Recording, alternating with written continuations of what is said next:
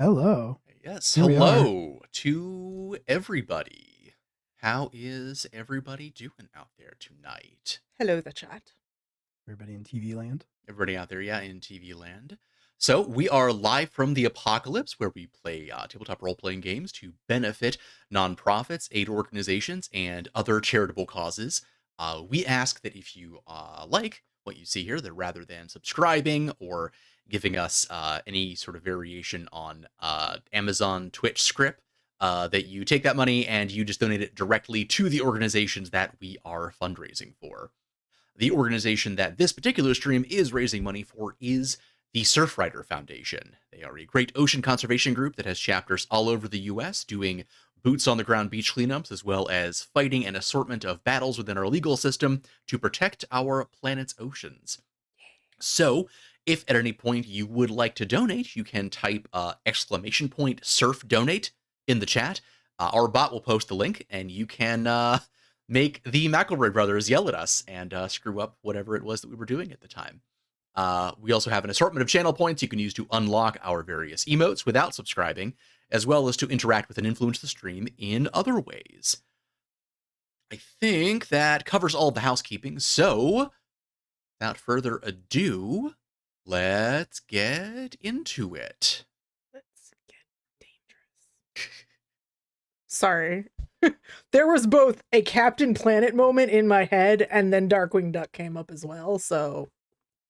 I think you made the right choice between the two. See, my brain went Mulan when you said. Really? But oh yeah, because let's get down to business. No. Let's get down to. Oh no, we have to stop this. This will turn into a copyright way too quickly. Mhm.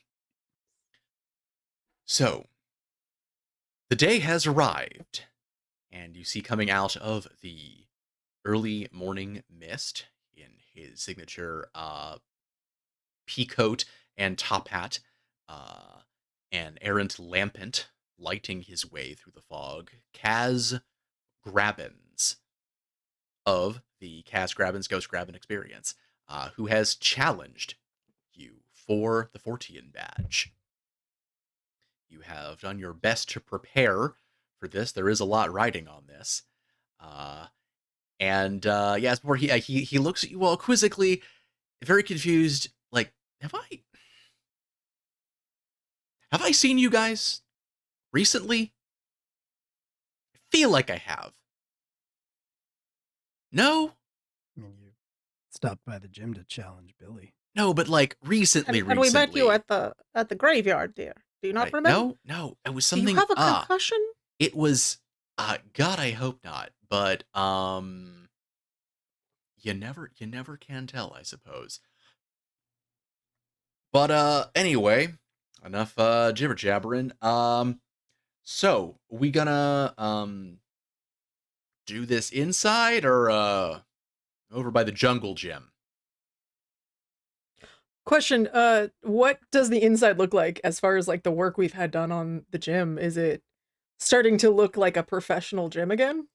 It is getting there, but it's still definitely unfinished. He has mostly ghost Pokemon? That, to your knowledge, yes. And it's daylight out. It is daylight out currently, yes. I choose outside. Yeah. I think Julian will sort of like say very quietly so that Kaz cannot overhear he'll say to Billy, open skies, an advantage, kid. Yeah, then let's go with outside. The gym's still got some work being done. It's in a good place, but we're getting there. So outside it is. Lead the way.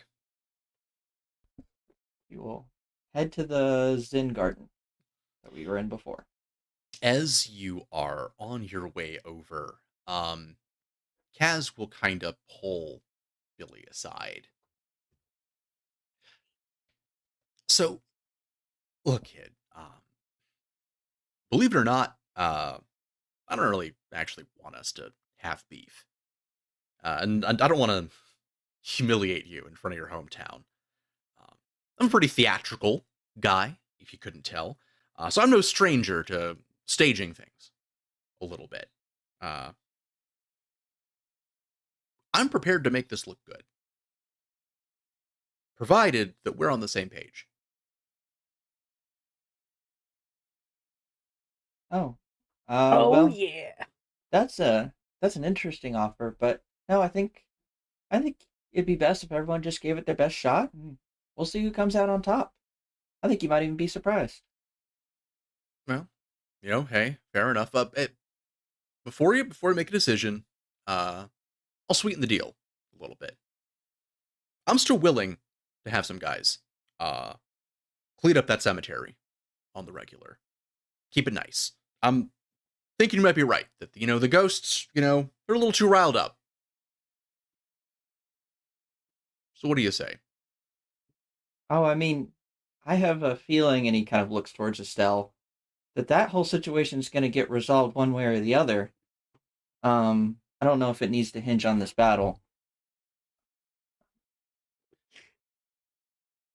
All right, kid, we can do it your way. So, Mr. Gym Leader, tell me how this is going to go down. What are the rules here? Well, first you've got to battle one of our gym trainers. I believe Julian will be taking the lead there. Just the one or both of them? Billy kind of looks unsure and looks at Estelle. From over top of Estelle, Mr. Mime is just like, like Yeah, both it is then. Yeah. You can defeat both them, then we'll have our battle. But see how that goes first. All right. So who's up first then? Julian will look at Estelle, but I think he's sort of operating under the assumption that he's up first, unless You're- Estelle says something to the contrary. oh, it's fine if you want to be up first. It's fine. Okay.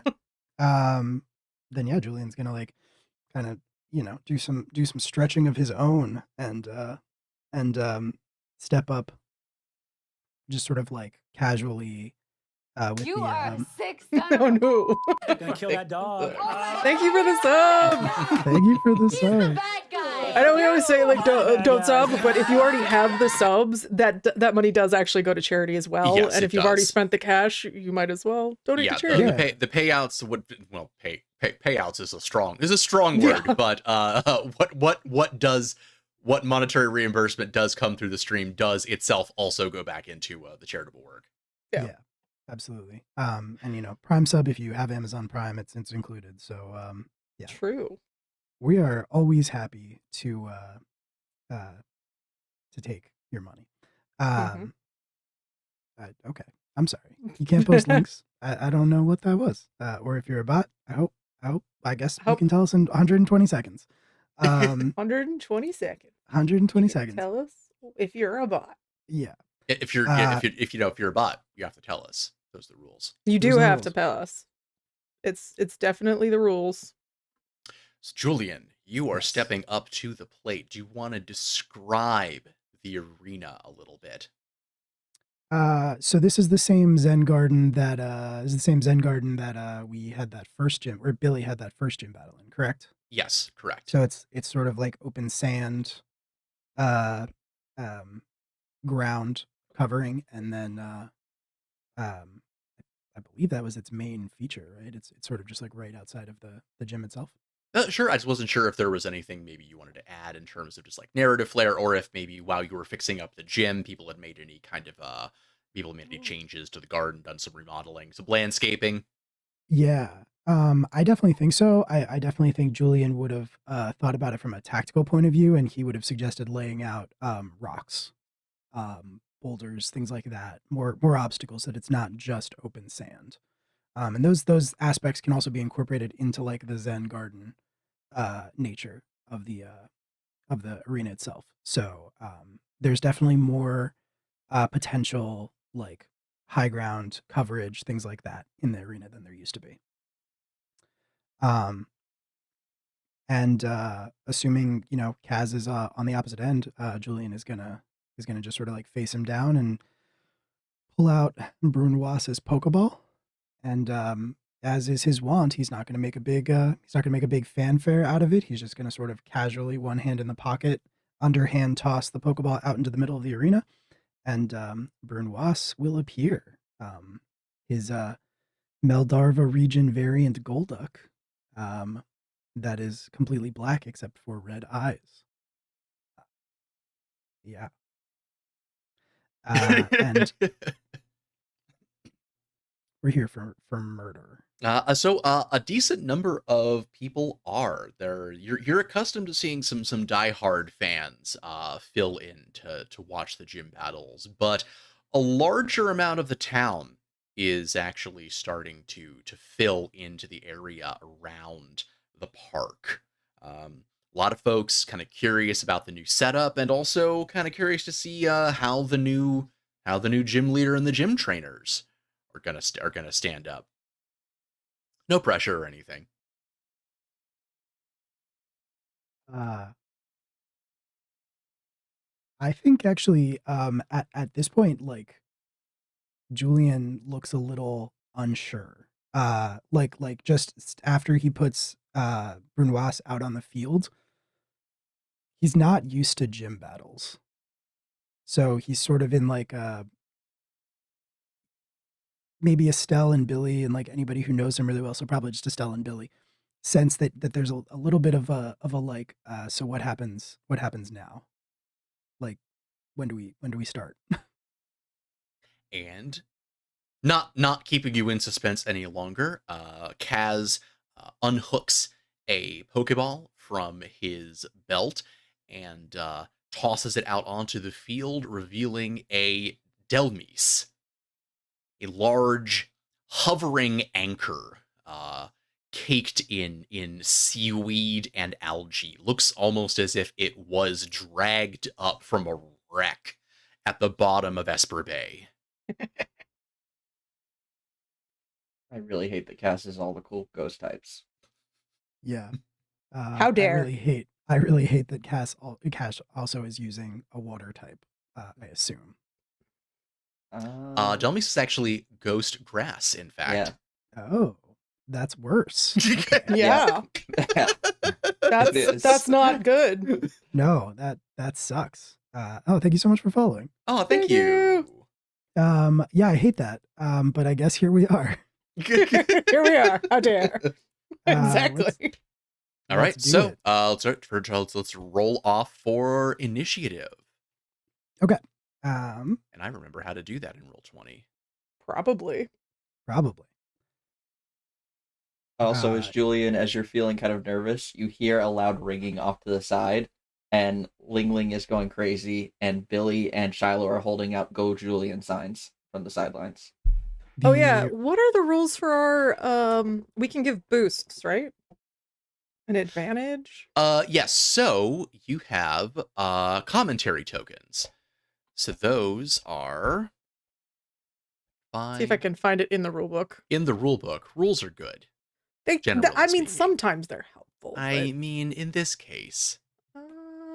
Battle basics captures.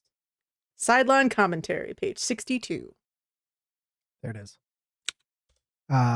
Yeah, there's a lot of really cool stuff that you can do with the commentary tokens. 2 commentary tokens. Yeah, I was gonna say it's like 2, right? Yep. It's 2, and then I think you refresh it whenever someone switches out a Pokemon. Oh, Nice. sick. That's awesome. All right, cool. Yeah, we get 1 back whenever a Pokemon faints. So not switch, it has to actively faint, but then you gain another one. Okay, cool. All right. Yeah. Is it tactics for initiative? Tactics is for initiative. That's what I thought. I should probably raise some of these, but I really just don't want cooking to not be my highest. Okay. He beat me. And you see, you hear, rather than shouting it, Kaz actually just sort of whispers almost under his breath, and it's kind of carried on the wind that is gradually blowing away the morning mist. And you see Delmise just sort of soaking up the morning sun and it's like the vines and the seaweed that encrust this anchor sort of grow and twist around it further. One might go so far as to say that it has experienced growth. Hmm. Okay. I see. Interesting. Oh boy. Okay. All right. Let's do it. Julian is gonna say, all right, Brunwas, it doesn't matter how big it gets. It's still a plant. So let's cut it down to size. Fury swipes. And this is quite literally what Brunwas does best. I don't think that was a phrasing. I reject your phrasing. I'll take it. We need something for puns. True. Was that's that a what the- pun though? God, I don't. We like need that. something That's for just what the- bad jokes in general. This is the price of your pun. Yeah. That's what the bad joke you react is for. Oh yeah, okay, fair. I accept your phrasing. All right, okay. That's definitely a phrasing. There you go. Great. This did not go well, and I'm mad about it. Can I spend a luck? Yeah. We don't actually have 3, but I would like to re-roll that. I'm going to take one from the pool unless anybody objects. Go for it. All right. Do that thing. I'm going to do the thing. I keep muting myself so everybody doesn't get to enjoy my crispy grilled cheese out of eating. So How dare you withhold this from us? Slightly better. That's a 5. I guess. Yeah. Probably go with the 5, or did they get added together? They get added together. Oh, they get added together. So that's an yes. So that is the advantage of acting together, is that they get added together. 8. Word. Okay, Yep. great. Yeah, so that is an 8. Does not crit, but it does succeed. Hi, Hex. Awesome. Yes, hello everybody. Welcome. it's welcome. sourdough grilled cheese too. It's really good. Okay. Ooh. I do not crit, so I just do a wound. Correct? Yes. All right. Yeah, awesome. yeah. We're gonna just so for anyone who was watching in the first session, we're probably not gonna be using the shaken rules for this fight, just to kind of keep things moving a little bit. So Brunoise dives in and proceeds to begin rending off a number of the additional vines that had grown up around the rusty structure of the Delmise, and it sort of floats backward in retreat under the weight of the assault. Good. And next round. Oh yeah. We do this every round. Wah, wah. All right. Okay. God. That's not great. It's not great, but what do we do?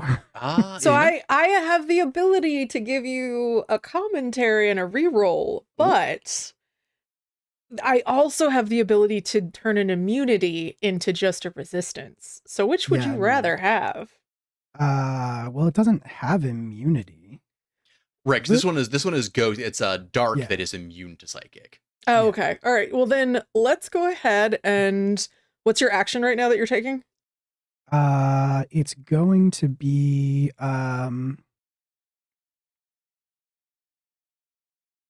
trying to think what the Uh, commentary would be. yeah. Well, Letting you- because right now you're just sort of trying to seize the initiative and go first. I mean, it could Mhm. be, you could even just be cheering him on.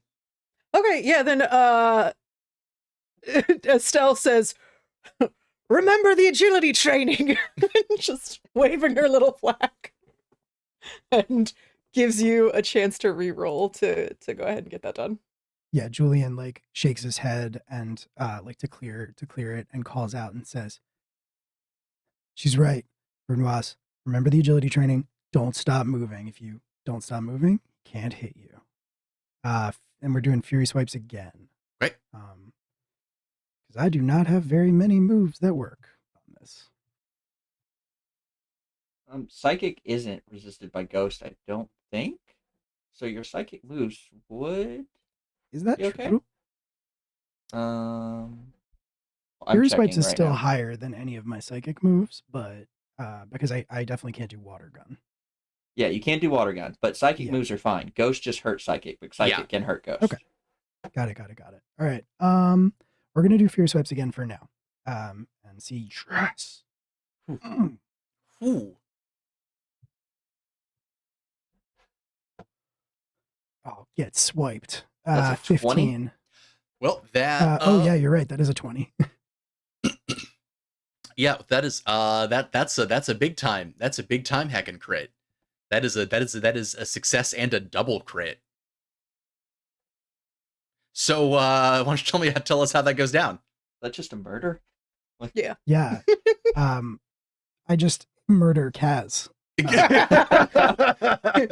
aiming for the Pokemon, but it just accidentally veers off course in a weird crit fashion and kills the trainer. It just murders Kaz dead. Yes. Yeah, Brunoise and Julian were working on their own secret training of targeting the trainer. Into horror. Yeah. No, I think it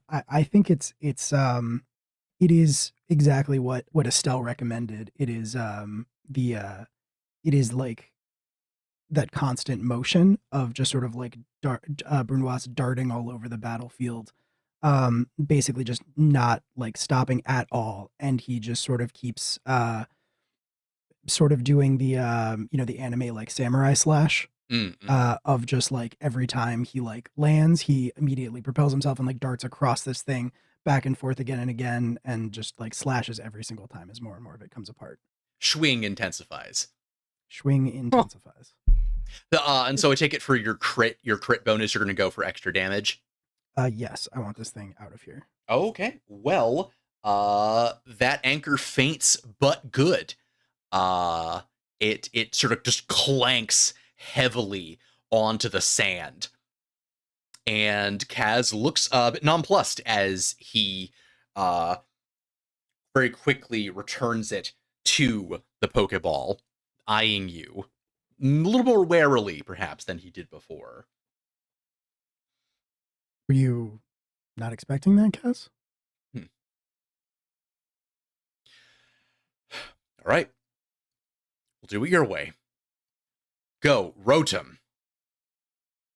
And he throws out a Pokeball, and there is what looks to be a large levitating red refrigerator in the middle of the Zen Garden.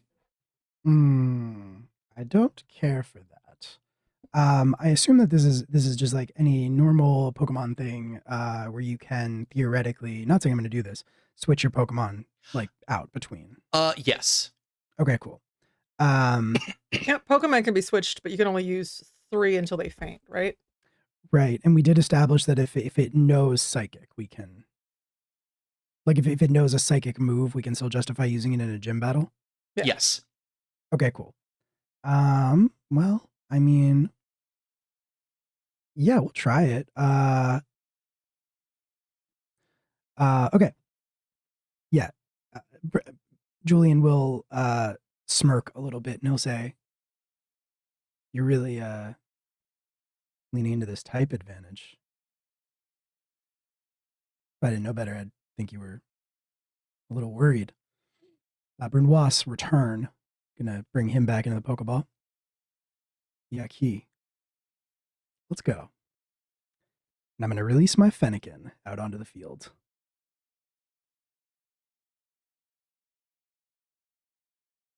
And we roll, I assume? Yep. Let's do it.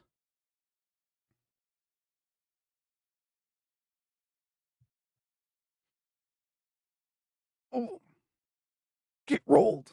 So close. So Yaki is going first. Yeah,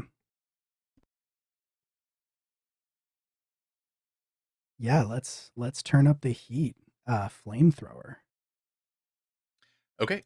You will get a +2 on this roll because this is the ice variant Rotom.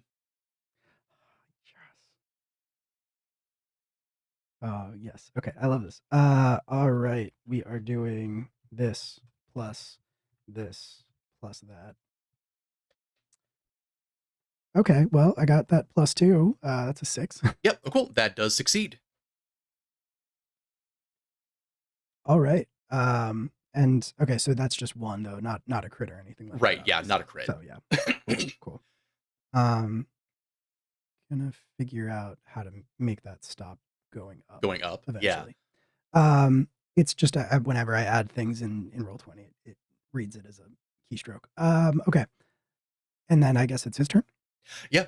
So Yeah, he just huge gout of fire across the battlefield. And yeah, you see this moisture spilling out of the Rotom. It appears to be just visibly sweating with condensation coming off of it in this heat that it is not really loving. Julian definitely didn't know that ice variant Rotom was a thing, but he is gonna play it off like he did. Oh, I need, sorry, I need to do his. Sorry. Thanks, chat. Super dark. Sorry. Wholesome is the tone we're going for, chat. I don't know if you remember. Yeah, just look up at the graphic. Yeah, where we are definitely a wholesome pocket monster. Very wholesome, definitely. It's wholesome with the layer of horror underneath. You gotta like disguise the horror. Sure. That's definitely what I'm doing. Yeah. So that was what, an 8 total. As you hear Kaz call out, "You all right? 2 can play at that game." Rotom, Volt Switch. As this arc of lightning shoots out from Rotom and strikes Fennekin. And as Fennekin is shocked for let me see, make sure I wrote this down correctly. Yep, is shocked for 1 damage, and you see Fennekin sort of dematerialize and return to the Pokeball. So basically, the effect of that is that the defending Pokemon immediately switches out. Yep. So it didn't faint, but it's right. Been It's not fainted. It just took damage, and then it's gonna force a swap out. But he is like gonna be relying on his 3rd Pokemon essentially for the rest of this, unless yeah. Well, I mean, he still has the Rotom. It just got hurt, but he definitely had 3, right? So 1's gone. No. So Fennekin is forced to switch out. Oh, Fennekin is forced to switch out. Okay, sorry, I misunderstood that completely. Well, then, yeah, I mean, I'm really only gonna have the one option of bringing Brunwasp back out. Oh, yeah. Because I only have 2 Pokemon. You do have Slowpoke. We all have access to Slowpoke, so you can use him. Yeah. You got That's something against better. You got something against my Slowpoke?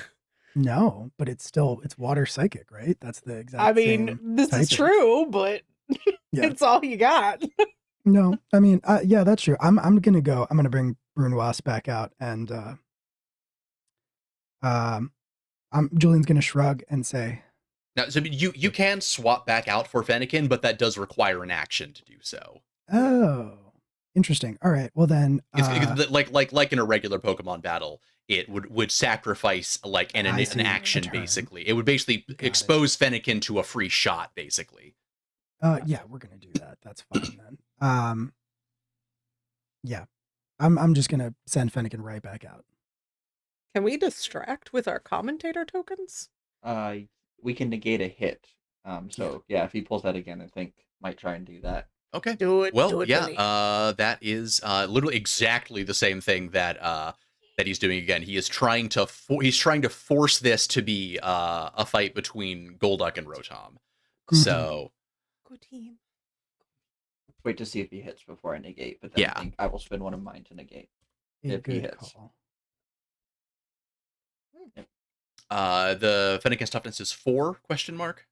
I believe so. Let me pull it up. Toughness is 4. Okay. Yep. So that does succeed. So I think yeah, Billy's just gonna shout from the sideline. Like at first he's gonna kind of outburst of like, what? That doesn't seem in good spirits. Julian, don't let him keep doing that to you. Have your Finnegan get out of the way. just don't get hit. Yeah. Dodge, Finnegan, look out! Stop letting him do that. What if you just didn't let him hit you? I'm gonna throw it out there. Just don't do that. Hear me out. Don't do it. Brilliant strategy, kid. Julian will But miraculously, back. that actually happens. Yes, miraculously somehow, that does work. Actually, yeah, I think what Julian is actually gonna be. He's like a little tense. He's a little frustrated. He's gonna turn to look at Billy, and he's gonna say, he's gonna like just sort of yell at him like, "Oh yeah, it's Pokemon battles, Billy. That easy for sure. I'll just say, Yaki, get out of the way," and then. Yaki Get out of the way. Get out of the way. And then I would simply not be hit. Yeah. Yeah, but no, yeah, miraculously, like Finnegan is still sort of disoriented, summoning sickness basically after coming out of the Pokeball. But you're saying, yeah, Finnegan, just get out of the way. It's like He recognizes your voice and just rolls. Oh, right? Yes. Mhm. My buddy's warning me. Bam. I'll tell Just- you exactly what it is. Julian stops for a second, and then like realization dawns, and he turns back to the battlefield and says, "Yaki, behind," because Julian is a Pokemon chef, and Yaki helps him in the kitchen. And as we all know, when chefs need to tell each other that they need to get out of the way, they say behind. Yep. So Yaki, recognizing this command, immediately just like darts to as far to like the side as she can. Chef's kiss. And Billy just shouts, "Yeah, just like that. Great job." Yeah. See, you're getting it. Mm-hmm. All right. I'm learning how to battle finally. Mhm. Okay. So it's the next round then is an initiative. Yes. And Kaz is not doing hot on initiative. You know who is doing it? Ooh. My fire type Pokemon. Yeah, roll it again. Mm, Maybe you'll lap him. we love to see it. I don't get anything for like acing on initiative, right? Like a crit No, I mean, initiative. so if you had gotten like a double ace, I Okay. might have done something, but yeah, just a one ace, I wouldn't say. Fair enough. All right. Well, Yaki is absolutely going first. So I'm going to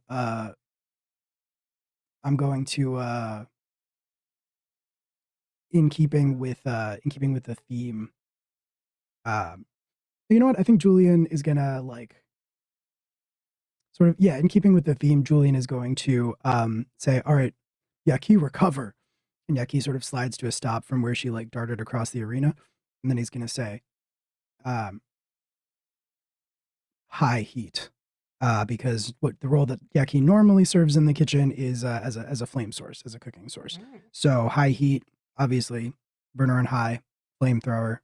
We're doing it again. It's an ice type. Let's go. Be right back. Gotta make a kitchen-based Pokemon with you. Will already did it. Way ahead of you. Way ahead. You need a Farfetch'd for the leak. I will never have a Farfetch. How dare you? What do you got against Farfetch? Farfetch is Uh, fantastic. 12. I forgot to include the +2 for type advantage. Okay, well that is a crit.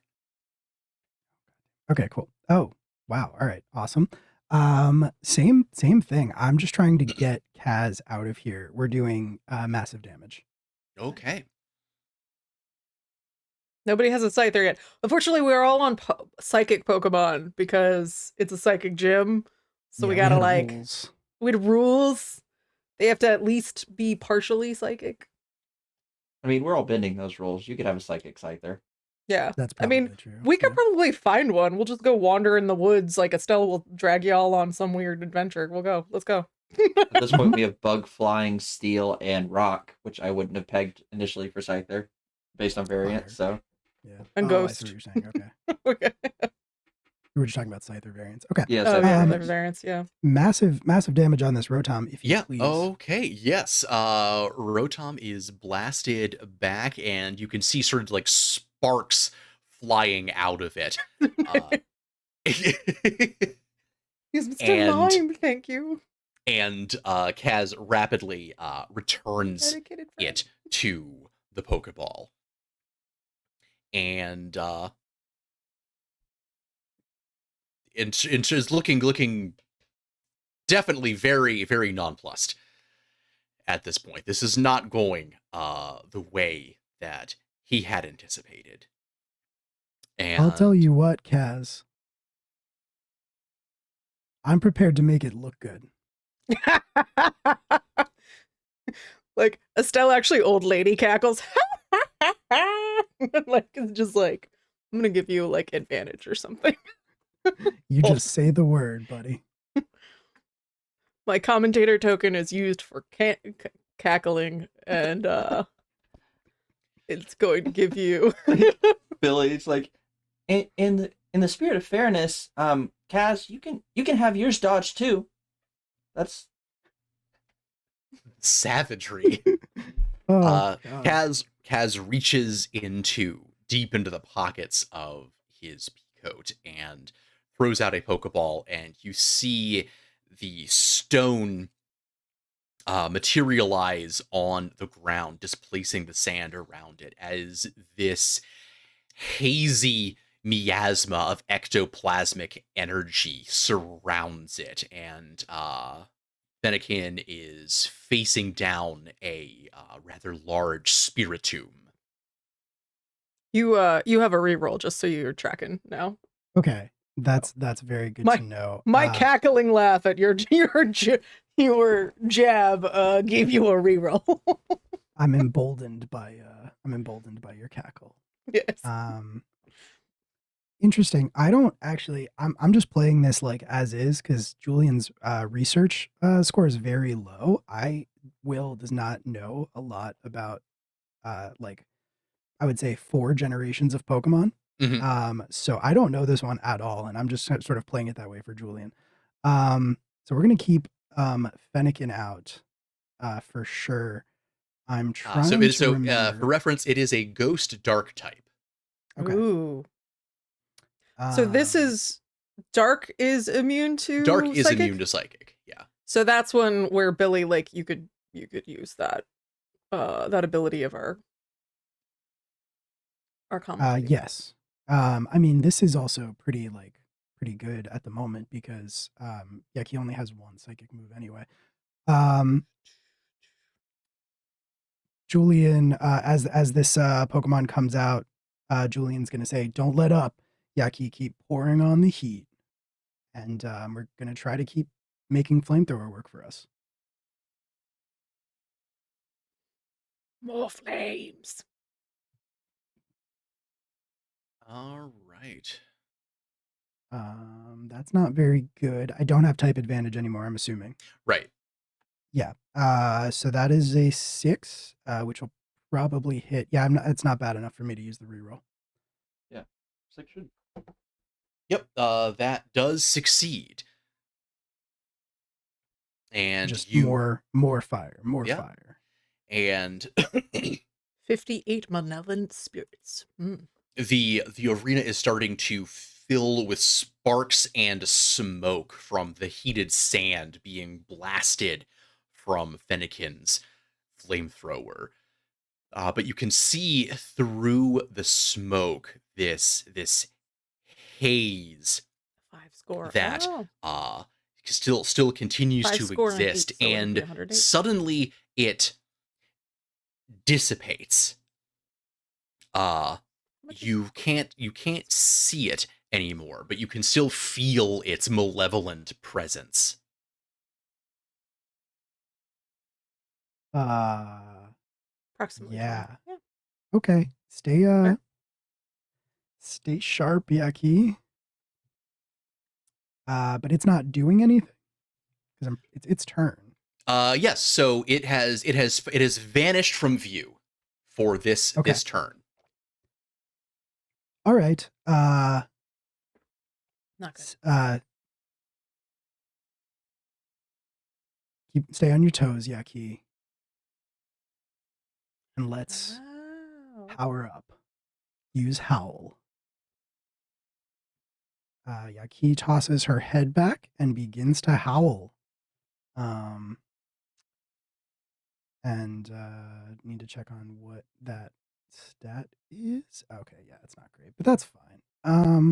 If my dogs ever howled, I would get them to do it for you right now. But The Foley work would be immaculate.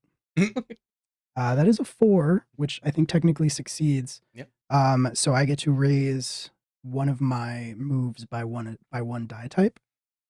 Okay. I think is what we said. Yeah, sounds good. So we're gonna do. Yeah, obviously we're gonna do flamethrower because the psychic alternative is not a good move right now. So yeah, we're gonna raise flamethrower 1 die type with Howl, Okay. and now cool. my dude gets to go.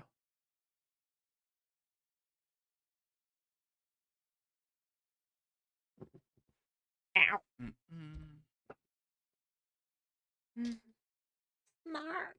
Oh yeah. Son of a bitch. That is not great. It's not ideal. Okay, well that's better. I'm not mad about that. Yeah, it is a Still crit. crit, unfortunately, as you hear Kaz shouting over the last echoes of Fennekin's howl. Spiritomb, Shadow Force. And Hi, baby. the Spiritomb emerges suddenly from the long shadows behind the stones cast in the morning light. In fact, each of those shadows sort of follows it, forming this grasping hand rising up out of the earth, which clenches Fennekin in its grip for 2 damage. 2 wounds, 2 wounds, yep. and each one is a -1, right? Question. So Pokemon do not normally take wound penalties, but if they have the burned condition, then they do. Oh, I see. Okay, sorry, I was misreading something. Go ahead, Heather. My question was, so I got back a commentator token when he changed Pokemon, right? None of Or is it Julian's just- have fainted. It's only when Julian's faint. Okay. Yeah, switching out, I guess, doesn't So do we- it. It's got to be a faint switch. Just to track, because we can negate hits. So if that is gonna cause you wounds, Billy, you should do that. Don't do that. Don't do that. You're like, no, I got this. I'm gonna beat him. Don't do fair and that. square. Like, I got it. Julian, we're gonna do the classic anime sort of like head down, inscrutable expression thing. I imagine Kaz does some obnoxious gloating. A little bit. Nice. He's doing a smug mug.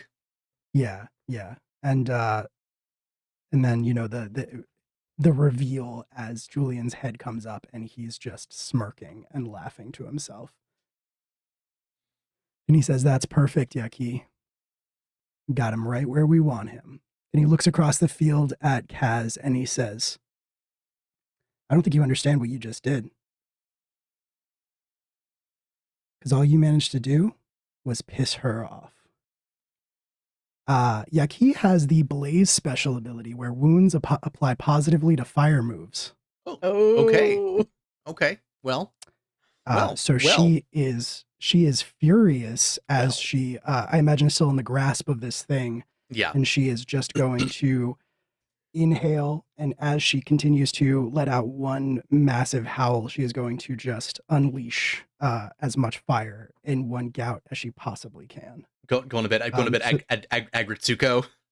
Yep. So this is boosted by Howl, and also +2 from her wounds. Angry fire baby. A very angry fire baby. So that is a 10. Okay. Well, 10 total will crit. Mm-hmm. Hell yeah. So I guess I will need to look up. Sorry, I don't have the crit stuff in front of me. I probably should. I'm tempted So- to just say more damage, but I'm down to consider other options. I think for flamethrower, the only other thing we thought about was maybe like burn. Yeah, it was burn. Yeah. And the burn condition applies, lets them they take wound penalties like human characters do. Yeah, I think she's mad enough that we're just gonna do more straight damage, and that's also very Julian style. So yeah, just additional wounds, please.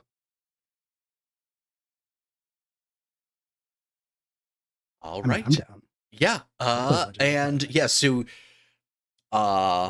yeah, he burns very, very brightly, just white hot light emerging from this miasma of shadows that has swirled around her, and it dissipates the cloud entirely, and all that remains is this scorched, cursed stone that forms the core of the spirit tomb. Nice. Thank you for the follow. Oh, thank you for the Thank you for follow. following us. Yeah. And Kaz returns the spirit tomb to the Pokeball. Donates go far. You can give advantage through donations and things. So That is true. but we've made rules that we can't give ourselves and then get advantage ourselves. But I could give it to well, now it Billy all goes or to now it all Julie. goes into a pool. Into a pool. So Yeah. Meh. yeah. But anyway, yeah. Yeah. Julian smirks. And so he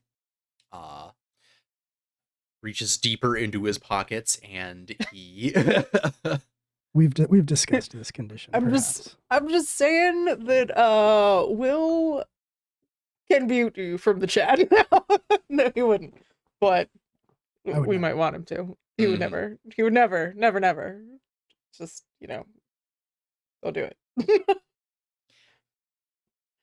And at last he gets this sort of just like look on his face, this kind of resigned look, and he just says, "All right, nope, we can do this. I know that we can do this. Lampent, you're in." And the lampent that has been hovering over his shoulder the whole time floats into the center of the ring.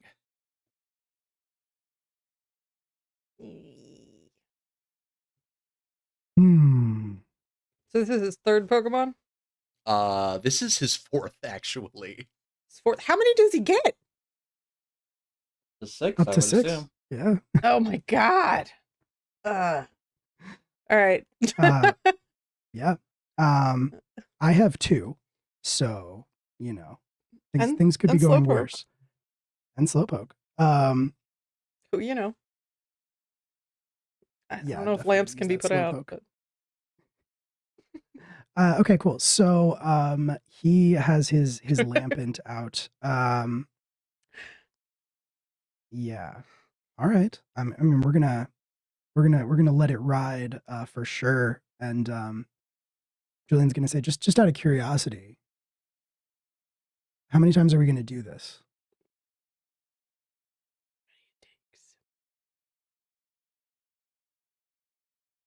Ghost Fire versus Water Psychic. Well, Fennekin's still for now, so just straight fire. Yeah, no, I know. Yeah. Fennekin is straight fire. Straight hot fire. Yeah, so Julian is gonna ask that of Kaz. Just, like call across the field, more like trying to just sort of get into his head, taunt him into slipping up and making a mistake. So just, how many times do you want to do this? Kaz actually is not responding. So before he definitely had this very sort of swaggering, arrogant energy, then he began to look rather flushed and embarrassed. But now, with him sending out Lampent, his expression has actually shifted to being one of just pure focus.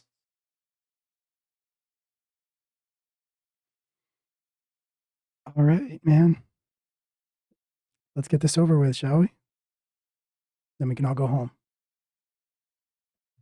Roll for initiative.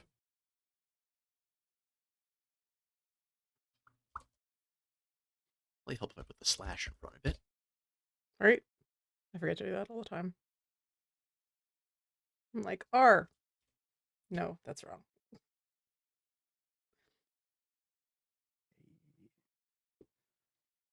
Right. I'm going first, which means,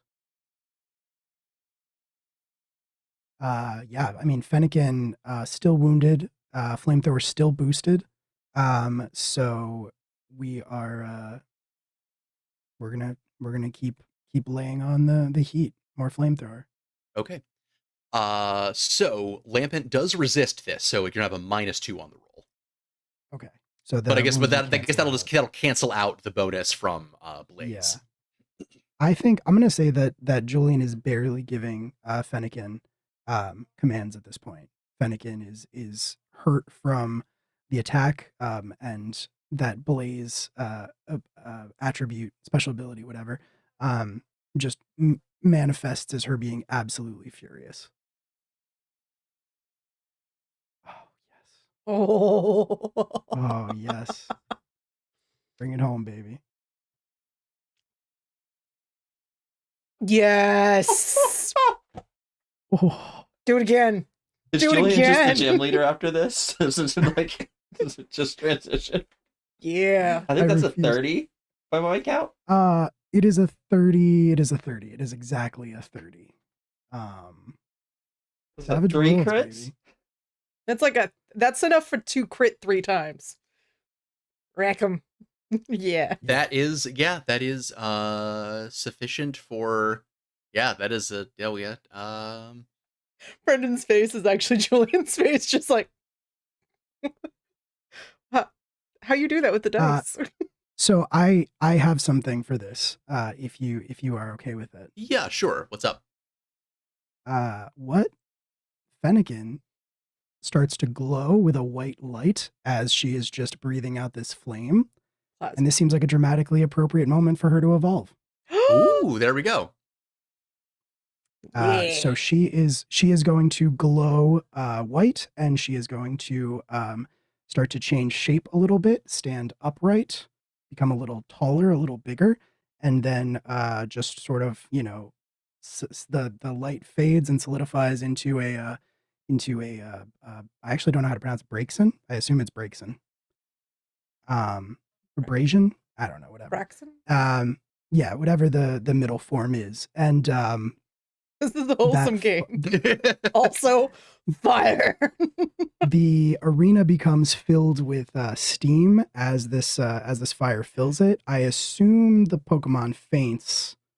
But I think how much damage are you actually inflicting? I mean, it's 3 crits, and I'm just continuing to prioritize damage. Okay, so how much? So that'd be what, 3 crits, so 4 damage. Will's not trying to kill a so. Pokemon. Okay. Yeah, I'm not trying to. Yeah. I'm not trying to be a murderer. Yaki, I can't speak for her, but but I think it'd be very cool if after. That was her dice. The one that kept exploding. That was hers. So I think it'd be really cool if after like that steam sort of settles, the sand arena is now just a glass arena. Ooh. All right. Yeah. So the crowd first just gasps all around at this pyrotechnic display. As the steam and the smoke and the sparks clear, and suddenly, and this Brazen is standing where Fennekin was before, on top of this just field of pure placid glass. Yeah, there's a crowd. The townspeople came out to check out how the new trainers are doing, since the gym's been kind of a joke for a minute. And then there's not a lot of. Go ahead. Yeah. So, and then that gasping has just about died down when suddenly there is another gasp as the steam and the sparks continue to clear, and people see that the Lampent, while blackened with soot, is still standing. Oh, Holy Jesus! He's got the thing. He's got my thing. He's got your thing. The He's got damage my thing. thing. That's No, not the I good. choose you. He's got his super Oh. special I choose you Pokemon. Oh. This isn't even my super special I choose you Pokemon. Um, yeah, okay. Wow. Julian, I think, just looks like tries to play it off, but had no idea. I think that like Yaki was capable of this. In my mind, Yaki has been on the like edge of evolving for a very long time because Julian only has 2 Pokemon. And like he just hasn't been battling. And so Yaki hasn't evolved, but like she's been like almost there this entire time. Uh so yeah, he's a little stunned and taken aback. The Lampent sort of turns to look at Kaz, and Kaz just nods. And to do as It's I true look. though. No, I don't want to do that. What's about to happen? Probably Doom or horror. It's Brendan. Yeah, probably. Probably. Just say it's likely.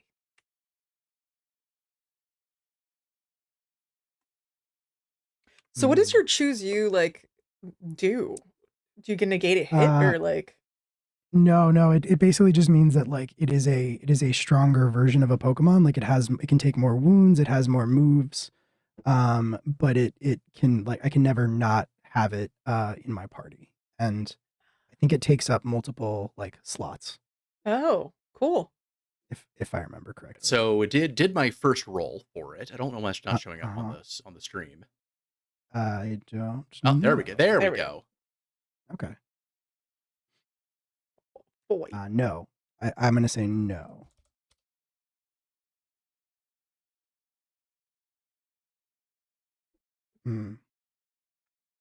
All right. So, the Lampent begins to float higher into the sky, and as it does so, its dark shape, covered in soot, becomes silhouetted against the sun, and that shadow sort of congeals into this singular sphere, or ball, if you will, of shadow that then careens out of the sky, leaving this streak of pure night through the hazy morning that crashes into Blazin for 2 damage. Oh. I see. Okay, well she faints. She's down. And I think Julian sort of has to like physically restrain himself from like running out there as he sees this is coming. I think Brazen is like completely exhausted after that last burst of fire and like evolving and everything. And just sort of like is just sort of standing there panting as it's flying towards him or her. And Julian just kind of like has to sort of restrain himself. But he recalls her as he recalls her like, prone form back to the Pokeball, kind of like holds it up like to his face and says just very quietly like, you did good. Brunoise, Wait, let's finish this. you hear Kaz call from across the ring. He actually takes off his top hat very slowly and just sort of tosses it gently onto the field of glass between you.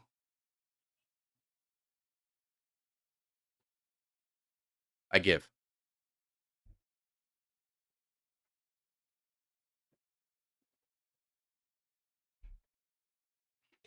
I think Estelle quietly like goes over to the logging where you log, wins and losses, and very happily, with his Pokemon number registers the loss for him and the win for the gym.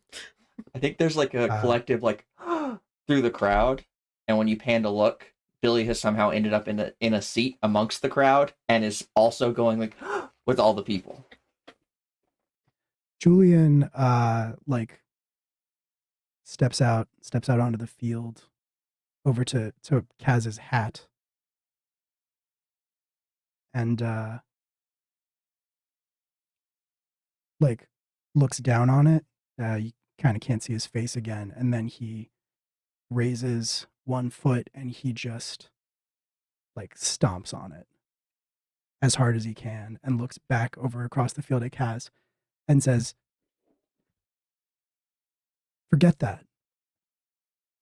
We're finishing this. You think you get to just do your last move and then throw in the towel?" Kaz is looking at you, but he is also has a cloth that he has pulled out of his pocket, and he is wiping the soot off of the lampant. And as he does so, you can see now wiping off of the glass that the flame that is in the lampant's heart is very, very dim. And it looks like the glass is cracked pretty badly.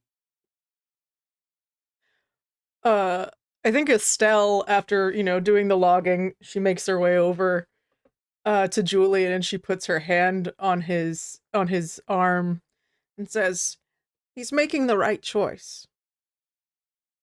His Pokemon's wounded. And for once, this young man has chosen to do the right thing. Let him." Blood for the blood god, skulls for the skull throat. Thanks, chat.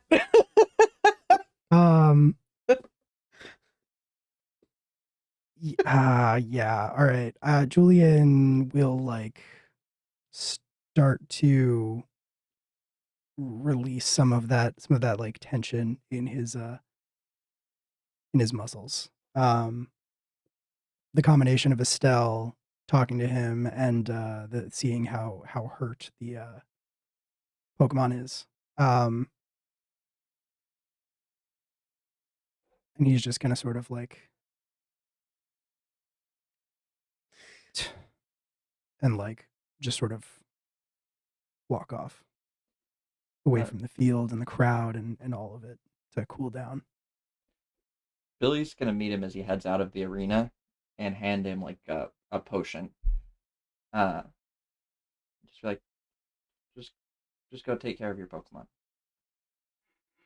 We'll take care of it. Snatch it without stopping to walk, or he will not stop walking. He will just snatch it out of Billy's hands and keep walking. I think Estelle watches him go and then turns to Julian and like makes her little way over. You mean Billy? I'm sorry, yeah. No, turns to Julian. Because he's still wiping Julian's up his. Like... You mean Kaz? Or not Julian, Kaz. sorry, Cat. Wait. Not Julian. God, what's his name? Why is my brain going? Kaz. And she goes over to Kaz, and while he's still wiping off his Pokemon and trying to take care of it, and she hands him a water bottle and says, all Pokemon deserve that type of care." And she just looks him in the eye for a minute and then turns and walks away.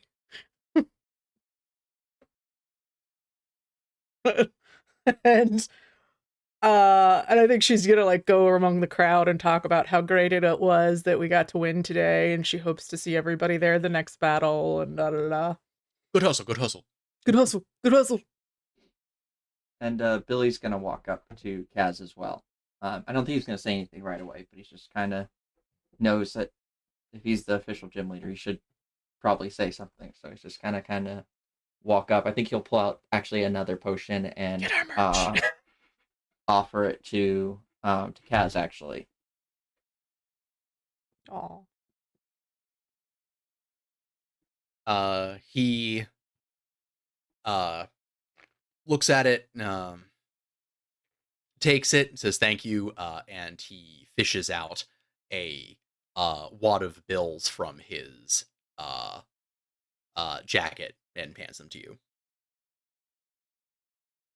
That's oh yeah, I guess it's Pokemon, right? I guess we get money for. That's the foundation of our economy. Is he paying for the loss? What's When happening? you lose, you have to give up money. I guess it feels weird in a gym battle. Like it's somehow less weird when it's outside. It's weird that like you showed up to challenge a gym, get your spirits crushed, and then hand over your money for the experience. Jim, Yeah. Also, here's all Jim's my gotta- money. Jim's got to make money somewhere. Yeah, I mean, and honestly, I mean, like, in order to sort of like, otherwise to kind of help prevent just like literally everybody on the planet from like just lining up to try and like grind until they win, you got to be able to put something on the line. That's fair. I think Billy also is going to like be kind of shocked and then be like, oh yes, I suppose. Yeah. And thank you. Nope. And this is, and he pulls out another one and says, and this is for the potion. Thank you. Oh, so about that skull throne, we got a bot for the skull throne, I think. It was a good match. Julian's really skilled. Don't take it as anything. You had a good fight. Yeah, yeah, it was a good it's a good match. I'll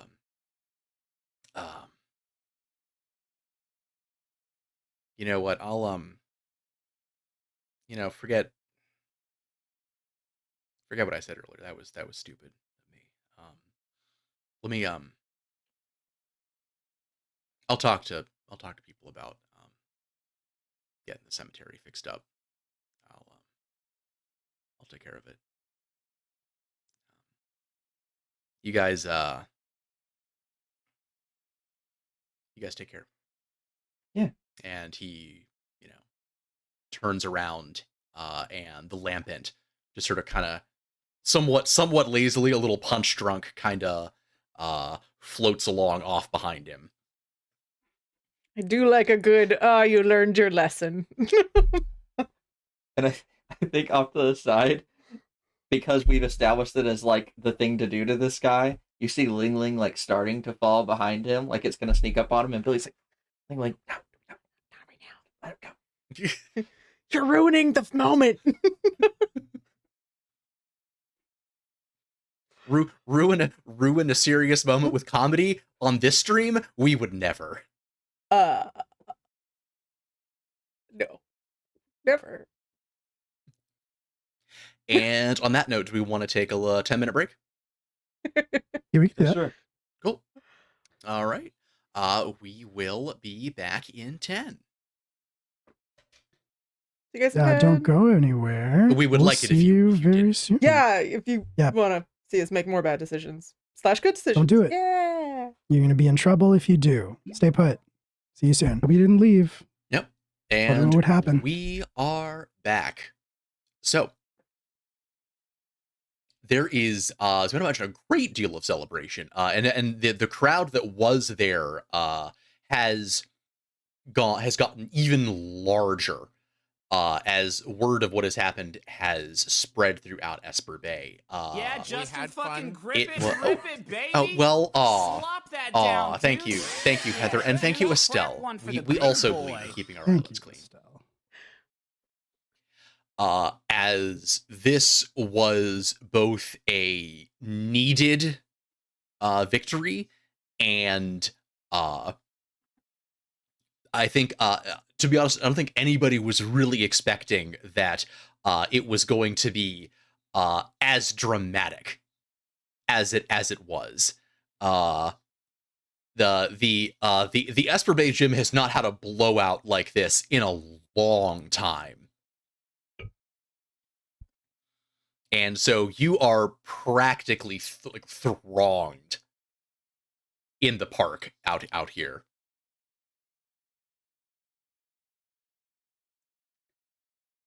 Who? Hmm? Who is wronged? Because Which one of us? All of you are Okay. thronged. There is perhaps more than like a larger share of the crowd is thronging Julian.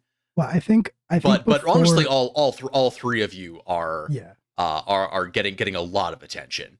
because I think when Julian like when Julian like stormed off and grabbed the potion, he just went into the gym. Mm.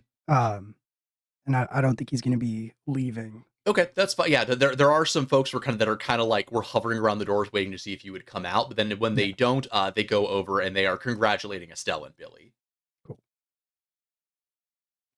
Estelle spends the entire time talking up Julian. And how wonderful it is that he's on the team and that he's so passionate about these things. You know, those fiery young men. How is Billy handling the? I mean, Estelle knows how to work the townsfolk and is rather gregarious. How is Billy handling the attention? I think he's just happy. Like he's just like shaking hands and talking to everyone, and I think he's just echoing like Estelle's point. She's like, yeah, no, Julian was great. Yeah, no, I mean, I would have liked to get to battle, but I was amazed to see how well Julian did, and we needed that win, so it's been great. Like, just yeah, thank you. Like shaking everybody's hands and just kind of, I think he's just a ray of sunshine. I don't think he's like I don't think he's overwhelmed.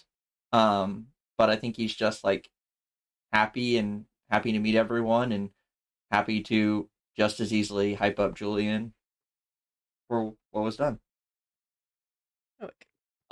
Well, there you also get a lot of questions asking if you guys are going to reopen the gym, and also about an equal number of folks volunteering to just get like lend materials and labor if you're gonna try to reopen the gym.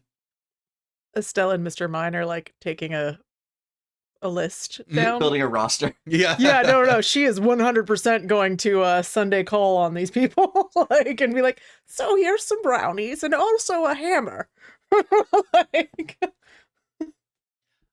Billy, sort of as you are sort of, you finally managed to wrench your hand out of what feels like the 40th hand you've had to shake in the last like 20 seconds.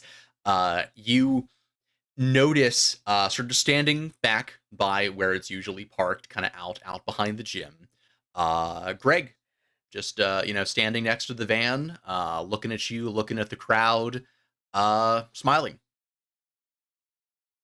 Yeah, I think I'm gonna walk over to him. It's gonna start walking that way, and then like once he breaks away from the people where it doesn't seem like he's running off, he'll do kind of like a little jog over to him. Greg, we won. You sure we defended did. the gym. Well, I mean Julian did, but still. You did too, though. I mean, I don't know. I didn't really get to do much, but I'm still happy we won. Yeah, but you know why Julian's here? He's here because of you, kid. where's the wholesome button? You know where it is. I know, but I have to like go to that screen. You're the one who. Thank you. You're the one who had the heart to keep this thing going. You're the one who had the heart to get someone like Julian to step up to his potential. I think you guys got a bright future ahead of you. And don't worry, believe me, sooner or later, you'll get your chance to see how you do in the ring. No, I hope I do just as well. Well,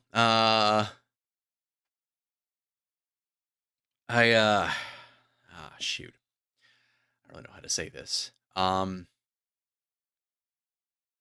Bill, I think I'm gonna be taking a little vacation to the mainland. I I'm not I'm not sure exactly whether or not I'm going to be back. Oh, you going? What are you going to do? Just I gotta, just gotta see some family, take care of some things, get some things in order. Um, you know, hope I'll be back, but I you know, I try to be a realist about these things. Hmm. Well, I mean, we'll miss you, and I hope you do come back. Love for you to come back to even a successful gym, hopefully. You make sure I do, okay? Do my best. And with that, he actually even you're used to Greg being a pretty gregarious, even you would say, guy, but you were taking a bit aback when he actually wraps you in this like big bear hug. Yeah, Billy will hug him back. I'm like, And he releases you, and he gets into his van. And you were not 100% sure whether or not that thing could even actually still start, but after a few turnovers, it rumbles to life, and the a creak of shifting gears, it starts rolling away from the gym and down the road and out of Esper Bay. You know those stories of like how animals will like crawl under the porch to because they're sick and they die? That's how that scene made me feel. Don't do why you gotta abuse my emotions this way, Brendan. I don't know what you're talking about. That was sad. Me and would never. Oh, okay. So with that, let's check in on Julian. What is Julian getting up to inside the gym? So I think inside the gym, it's been a little while. Julian's been in here. Julian's been here for a little while, and he so I think the first thing we see in the gym is like the office where I think the first thing we see actually is in the gym. I imagine there's like a heavy bag hanging, for Pokemon training, and so the first thing you hear, I think, is the sound of just like somebody hitting it and like grunts of effort and like exertion and stuff, and then we sort of like pan across to see Julian as he is sort of just wailing on this heavy bag, just hitting it over and over again as hard as he can. And his shirt is off, so the red Gyarados tattoo down like one arm is very visible, and the Ekans tattoo or the Arbok tattoo down the other arm is very visible, and you can sort of see like on his back there is a half like a half finished portrait. You can't really make out exactly what is included in the back piece, except that it looks like there's like a Marowak in there. Is this why do you want thirsty fan art? Because this is how we get thirsty fan art. Well, not going to say no to thirsty. I mean, come on. Like that's all that's going to happen from that description. But I think then he sort of like stops, he steadies the bag, and he just kind of like leans his head against it for a while. He's like drenched in sweat and his hair's down. And he just like sort of takes a second, pulls himself away from the bag and walks into the office where there's the cot. And I think Brazen, Yaki, the Brazen is sort of like laid out on the cot with the empty potion like next to it. Just kind of recovering, like sleeping it off a little bit. And Julian walks into the gym's locker room and to the sink and sort of splashes water on his face, looks up at himself in the mirror, like makes eye contact with himself, and then sort of subconsciously like reaches across his chest to like touch the large red R that he has tattooed there. Say what now? And he just sort of like stares at it in the mirror for a second, just sort of touching it. And then shakes his head, puts his shirt back on, and goes outside, leaves the gym behind, ties his hair back up, returns brazen Yaki to the ball, and then leaves the gym. Pretty sure that at least most of the crowd is dissipated by this point.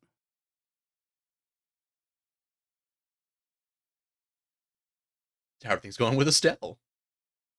So, Estelle used that moment to, I think, push her agenda, regarding, I think she's gonna focus first on the first Pokemon Center and the graveyard, but I think she's gonna, use the chance to talk to some of the people from the older families around the island and, talk about really the traditions of the island and how we really need to be making sure as we, advance the island that we don't allow, these outside influences to like completely destroy our culture and our history. And, she'll talk about what happened at the graveyard.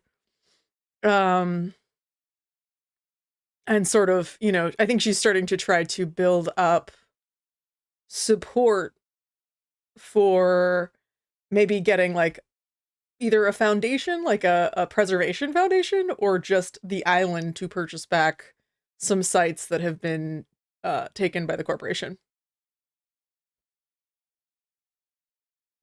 So you have had some of these conversations with people, in the past. Estelle is no stranger to grousing about Silphco's influence on the island. But you're normally accustomed to people kind of either brushing you off or acceding without really committing to do anything. But the energy of this win has people really energized. And there are already people who were talking about trying to organize meetings to actually start putting some of this into motion. Yes.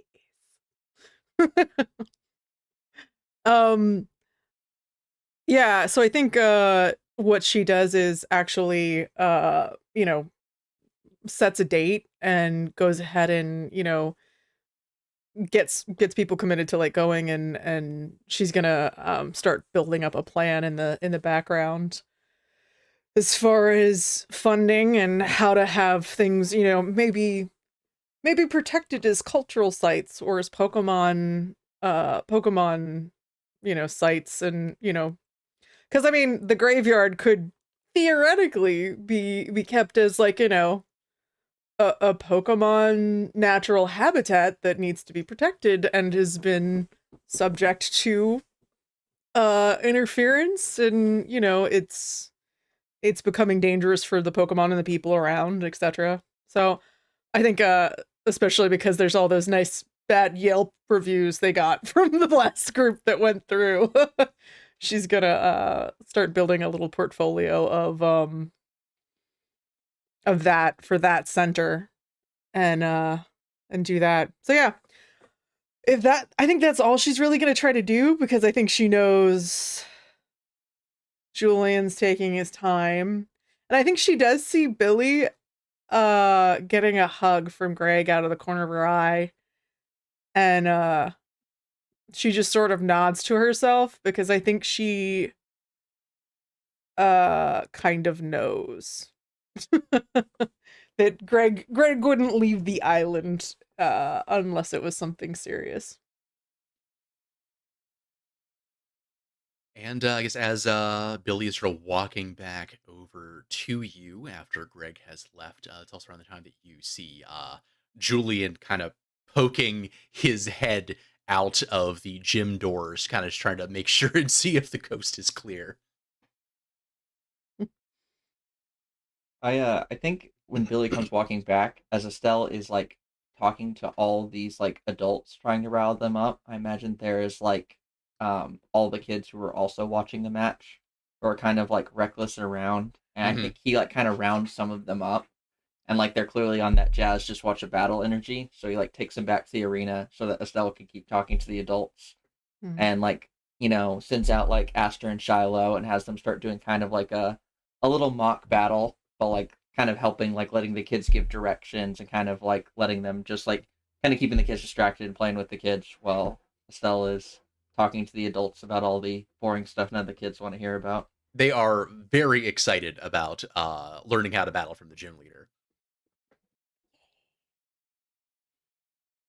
You hear at least one of them remark that they want to learn how to battle from Julian, because that was awesome. But also he's kind of terrifying, and they don't really know how to ask. You're a lot nicer. I think even Billy's kind of like, yeah, I would wait on asking Julian. We'll get you there though. I was gonna say that as jazzed as like people are right now about having witnessed that battle firsthand, I do have the bad rep hindrance. So it is very possible, perhaps even likely, that from this point, people are going to start to talk about like, well, yeah, he is pretty good, but why? But he's just a chef. Yeah. I hear it's because he used to do blah, blah, blah, blah. Yeah, exactly. Yeah, blah, blah, blah, blah. Blah, blah, blah, blah. You know the way people talk on a small town island. Those small town islands. Yes, those small town islands. But yeah. Boost mobile phone, apparently. That's what I love the subtitles. He used to burn Pokemon alive in the war. Dark chat. Technically, all Pokemon get burned alive, and they can't die, so it's fine. Yeah, I was about to say, I actually imagine someone being like, I hear he used to like have his Pokemon like set other Pokemon on fire, and someone else being like, "Yep, Susan, that happened at the battle. We were both there." He literally did that repeatedly. Yeah, we were both there. What are you talking about? Mm-hmm. Yeah, it was basically the whole thing that he did. I think if Estelle hears any of that, she just gives the grandmother shaming vibe, where she's just like, it's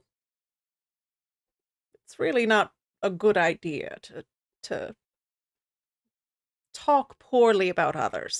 Estelle, are you really gonna shame people, shade people for gossiping?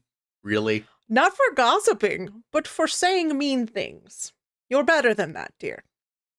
Sure. You could be gossiping about his glistening muscles, but instead, that's what my sister and I talk about the doctors all the time. Have you seen the new young doctor? Oh my God. But instead, you're these mean things. You're better than this, Edith. Stop it. Well, so you guys do sort of then kind of gradually find yourselves sort of meandering towards each other, if only for want of someone to talk to that isn't one of the assorted hangers-on. You get back together and passing by one of the workmen who was helping out at the gym the past weekend, just standing on the edge of the newly glassed field, looking down on it, just thinking like, oh, we're gonna have to get so much Windex.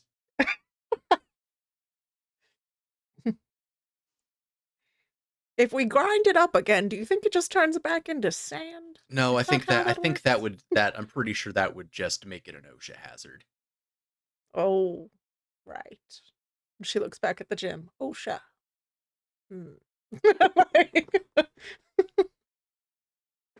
He's the gym leader from the mainland. Yeah. He's the The final. Yeah, the last Meldarva champion.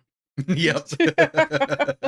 You have to beat him in order to become the new champion. Yeah. Julian is gonna like act like nothing weird happened, but you know he's kind of quiet. But yeah, I mean he's gonna make his way over to. I think you know he knows that he can't just like avoid this forever, and he's feeling a little better and a little more clear headed. So he's gonna rejoin. He's gonna catch up with Billy and Estelle. And if other people are around, then so be it. At this point, once you have rejoined, most of the brouhaha has scattered out to some of the surrounding restaurants and bars. You are not especially looking forward to your shift later. Yeah. I'm not especially looking forward to my shift later. Local celebrity. Do do do. Well, Everybody's we won. Well, Julian won, but we won our first battle. We all won. That's how it works, right? Yeah. And, well. Yes, dear, but I think you deserve the credit. You should just take it this time. You did a fantastic job. You stuck in there.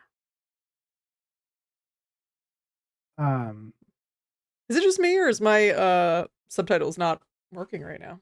Oh, yeah, that's a thing. Hold on, I can fix it. Yeah, Julian's just like I think actually oh no, mine are working. Okay, cool.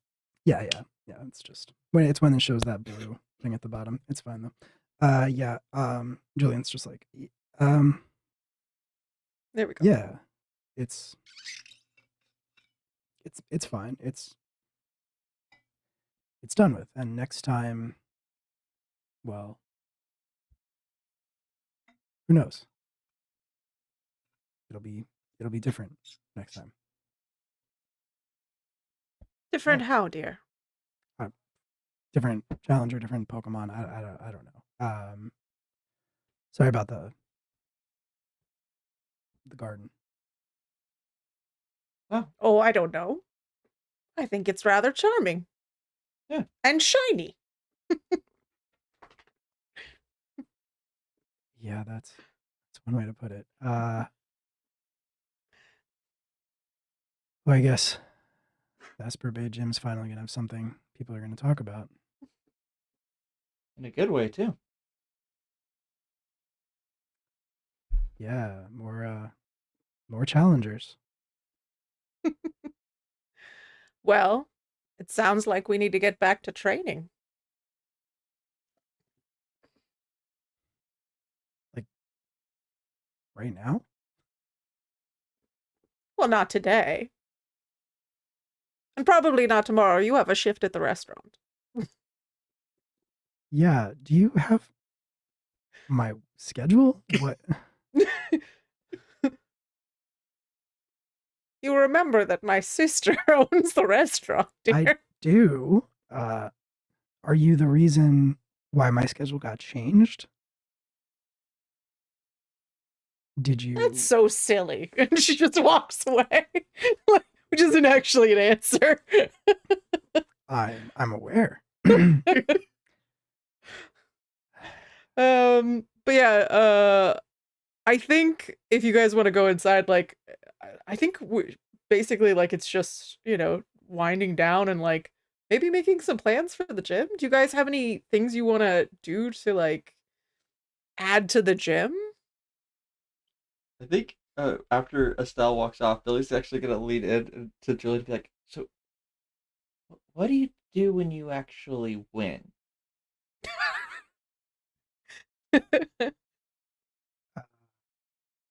Well, they're supposed to give you money.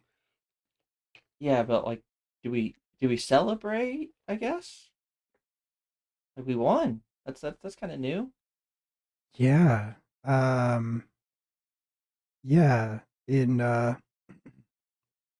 my experience, there's usually some celebration. But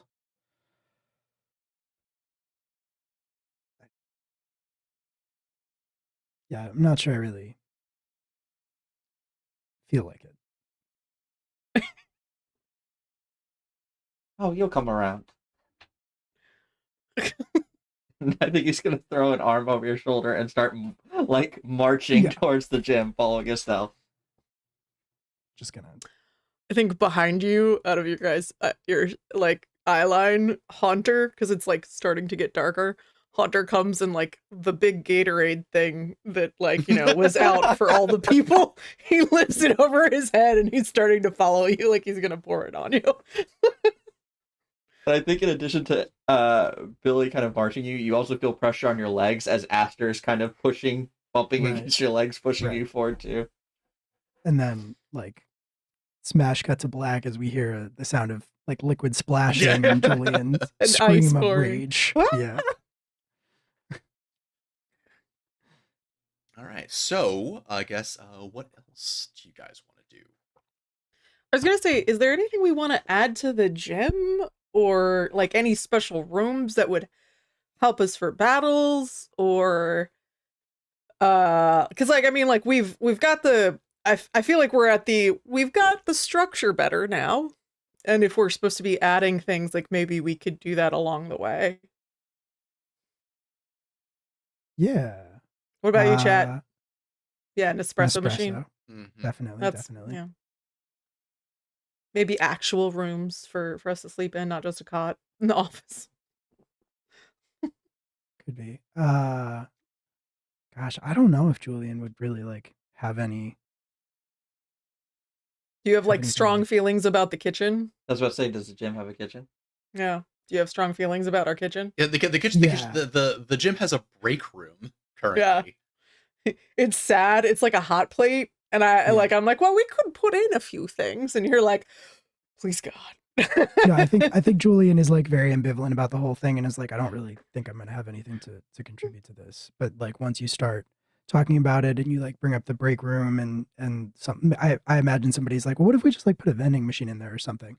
And Julian is like very like he like stands up at that and says, do you have any idea how important nutrition is to like Pokemon battling? Do you have any idea how much energy they spend out there when they do this? A healthy and balanced diet is just as important of a part of Pokemon battling as strength training or speed training or anything like that. Now, if we're gonna have food available in there, it's gonna be a real kitchen, and we're gonna keep it stocked with the right kind of meals.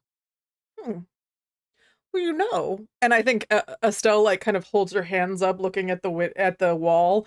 We could put in a window. And if you wanted to, sometimes you could sell your treats to the Pokemon and the crowds that come.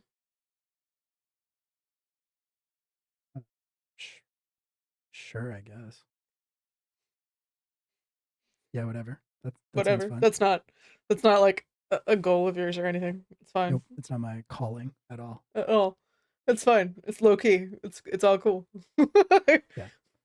I think Estelle just leaves you with like a catalog for like ordering at like, you know, Yeah. because we're a Pokemon gym, so we get to order like supplies and like things like that at kind of a discount. Yeah, exactly. He's gonna start measuring like the break room and start like thinking about cabinets and countertops and things like that. And she goes off chuckling to herself because she's gotten you distracted from your fuss. Mhm, mhm. And Billy's gonna pull out the money and like, oh, and yeah, I think we have money now. So What a There's concept. Who knew? Sure, cake ice Billy- creams. Well, because also Billy because just- doesn't Billy have the perpetually broke hindrance? oh yeah, no, this is like Yeah, this is insane amounts of money. To this him. is an utterly foreign concept to you. He is perpetually never broke interacted. and never wins battles. He's never I'm interacted glad- with currency before. I'm glad we've established that Estelle does the books, and it's for that reason. Absolutely.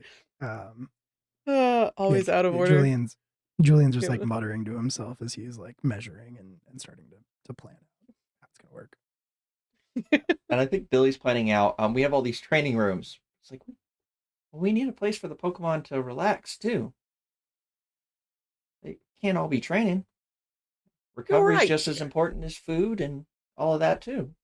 It's gonna plan out like a Pokemon playroom. Nice.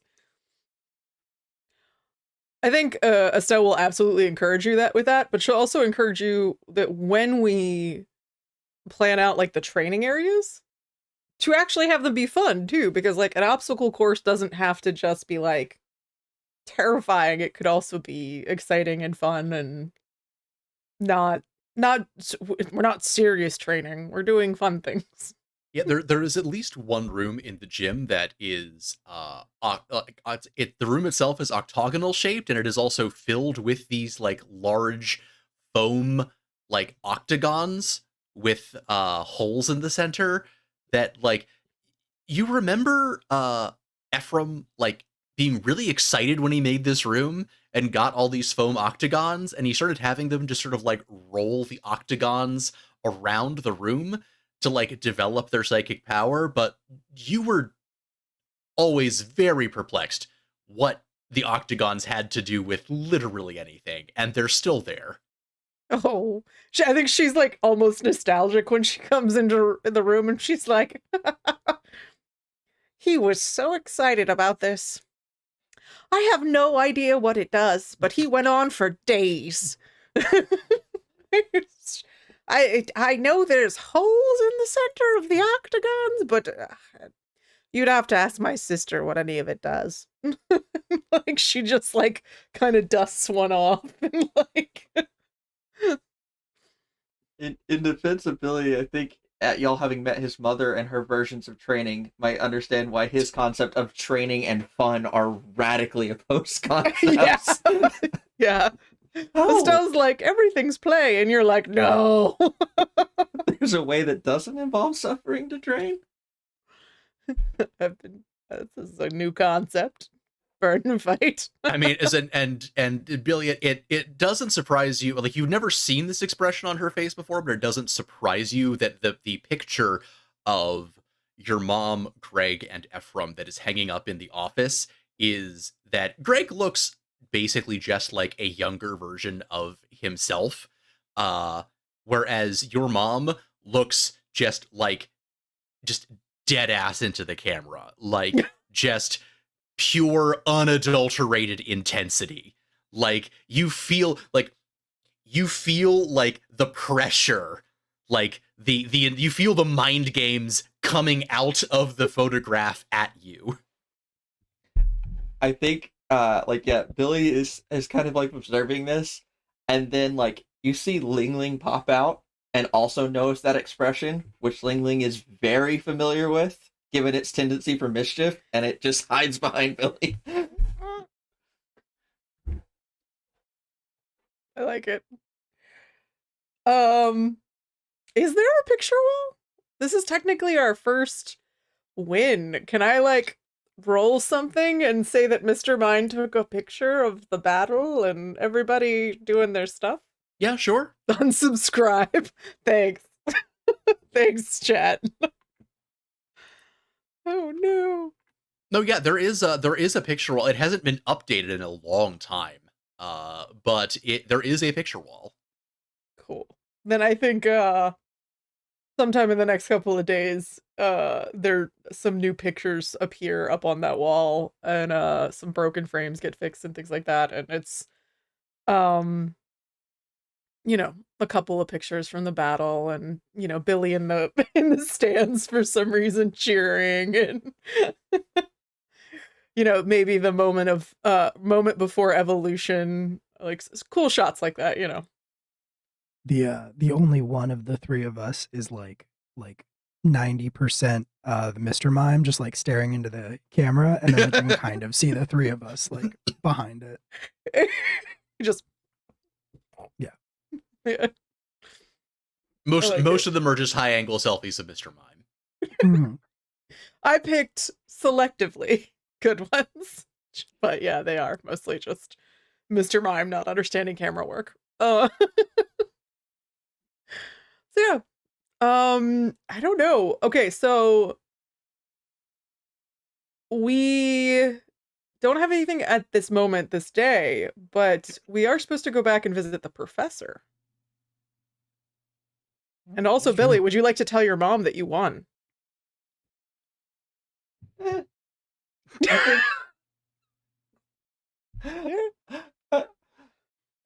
I think after like the training session and everything like that, he's just like, he doesn't even think about it. He's just like, focused on being with y'all in the battle. She's a busy lady. And also that might involve more training. So like, yeah, maybe that can wait. Yeah. She's gonna be like, now we must train harder. Billy's really focused on this fun training you've mentioned. This is a very intriguing concept. So How long did we have before we were supposed to go back to the professor? Was it a day or longer? It was about, he said like about a day or two, which it has been about that long. Okay. Then I guess we should go check on him. Check out the professor. If there's enough after time your today, wonderful shift. Well, I was gonna say if there's enough time today after the battle, if it was like early enough, we should go because I have to work tomorrow. Yeah. Through no fault of my own. It's very strange how you always have off on like training days and battle days. That is weird. I didn't even ask for those days off. Oh. Hmm. And, Anyway. the days where I ask for strange adventures, those days. Also, strangely, you have off and your car is in working order and has a full tank of gas. I'm just constantly getting gaslit at work, pun not intended. Like I show up for a shift and they're like, "What? You were taken off the schedule last week. What are you talking about? Like, you were never working today." Just one time, you heard someone mention before they got elbowed in the ribs, that your boss had mentioned something about Julian getting Estelled. Mm-hmm. Yep. That's the one. All right, get in my shitty truck. Let's go. Which is the title of Julian's unreleased country album. Get in my shitty truck and let's go. Let's go. Pull up to Dr. Maple's lab. And here's the pierced. What? I'm sorry? Nothing. I'm reading my own subtitles and just. You did cut out at the end there, Brendan. I couldn't hear what you said. Oh, I just said you pull up at Dr. Maple's lab up in the mountains. Okay. Does everything seem to be normal? Pretty normal. There's sort of a weird feeling that you can't shake, but everything looks about normal. I mean, the grass is still very unmowed. The front wooden porch is very bowed in the middle. The banker's boxes full of old field journals are stacked floor to ceiling, as they were before. He doesn't come out to greet you. You hear sounds, some kind of sound, like there's a lot of just like clicking and whirring coming from somewhere deeper inside of the lab. Should we just go in? Oh yes, dear. He's probably in the back tinkering with Lord knows what. Billy barges in with the professor. We won. He's just telling everybody in the town. They're like, we know, we were there. Like, that's great, kid. Who are you? Who are you? What'd you win? Yeah. Yeah. I mean, Julian's just like, and follows Billy in. Eventually, after searching around through the coffee stained kitchen and sort of the exhibit lab, you follow the sound to a large back room. The door is ajar. It doesn't look like any lights are on inside, but there is sort of a low glow coming from within.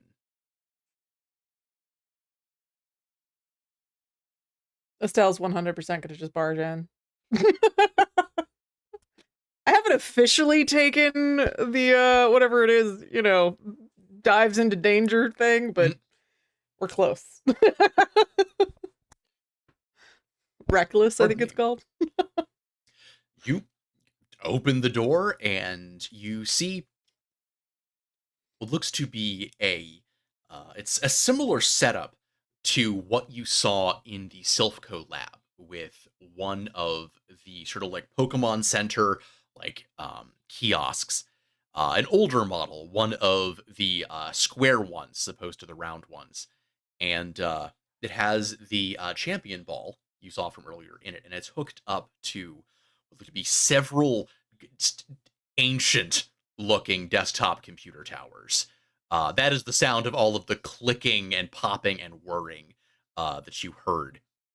And it's just sort of chittering away in its own sort of analog cacophony. There are several large old cathode ray monitors that are displaying a lot of information, a lot of symbols that you're not familiar with, and the light from them falls on a large corkboard that dominates an entire wall of the lab. You realize that this is the room that Professor Maple kind of emerged from / waved you away from when you were here last. And on this cork board, there are a number of different papers, newspaper clippings, photographs. Several of the papers have printouts that look similar to the information that is currently flowing across the screens of these computers. There are sketches of technical diagrams of Pokeballs. There's sketches of prehistoric Pokemon, and there are also just a number of red strings connecting push pins at various points on the corkboard, and several large post-it notes with names and dates circled.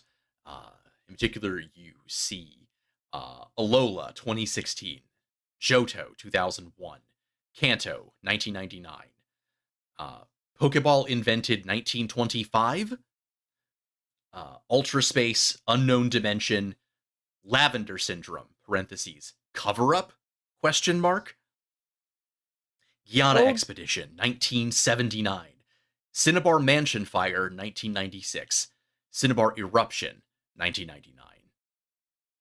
Oh dear, he started using the string.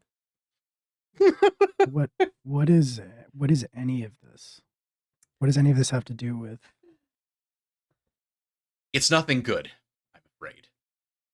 As Professor Maple steps in the doorway behind you guys.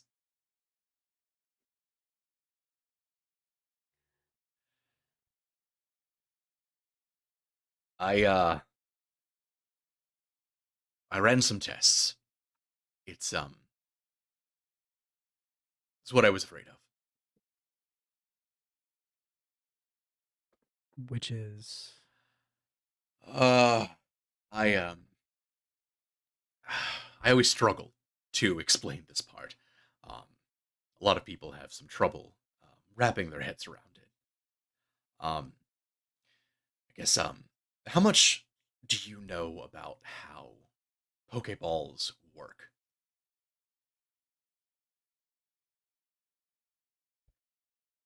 light go out, Pokemon go in.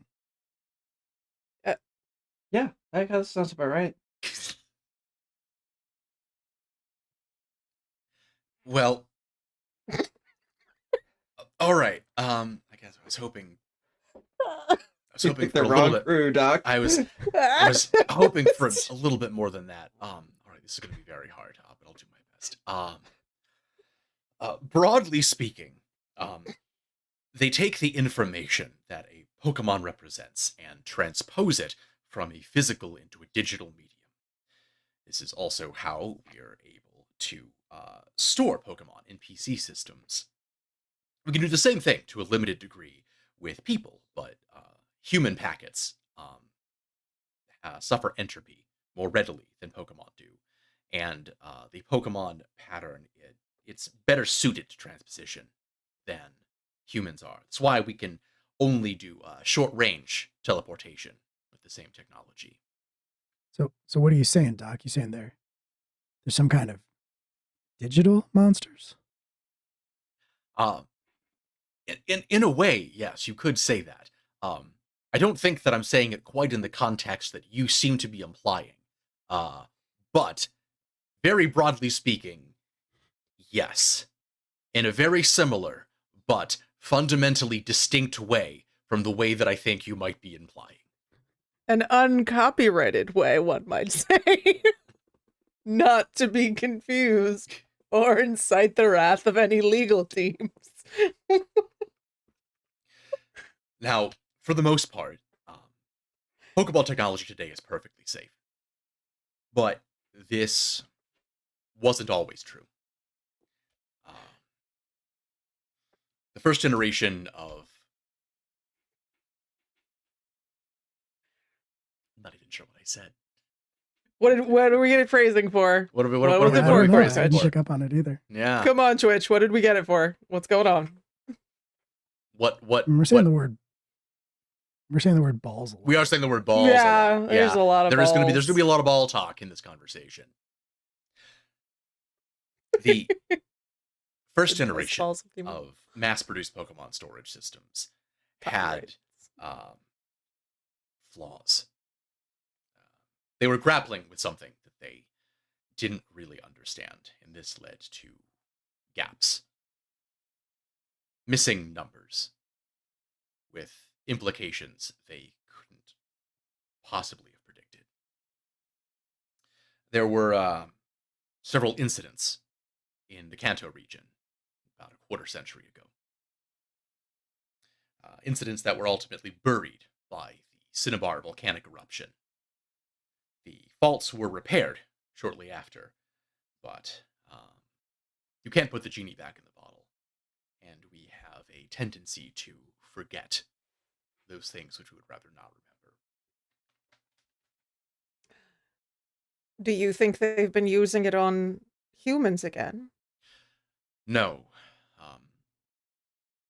My belief is that this new champion ball, in attempting to ensure Pokemon capture without going through the necessary steps, much in the same way that a Master Ball does, albeit, based on my analysis of the construction, significantly more cheaply, that they have taken shortcuts, which have intentionally or otherwise created the conditions for those same missing numbers. Oh dear. What is inside that Pokeball isn't a Pokemon anymore. Not the way that we understand them. It's an outgrowth of a corrupted informational state, irreconcilable with our reality. Well, dear, I'm not as worried about the one inside the Pokeball as I am about the... Well, let me tell you about the thing we saw in the graveyard. It was... You couldn't look at it, dear. It was like a... It was like a void in reality. And it was attracted to the battle. And I don't know what it did, but it certainly felt like a psychic attack. Like it was flipping through the pages of my mind. But if what you're talking about is inside that Pokeball, and we have this note saying that there were what does the note say? It's something about the master balls and the new balls that they broke open, that they're faulty. And we keep having missing numbers coming up. Yeah, you said missing numbers, Doc. And that's like the third time It's that coming up exact phrase has been seen. in electronics too. Then it's worse than I thought. They've already started instantiating.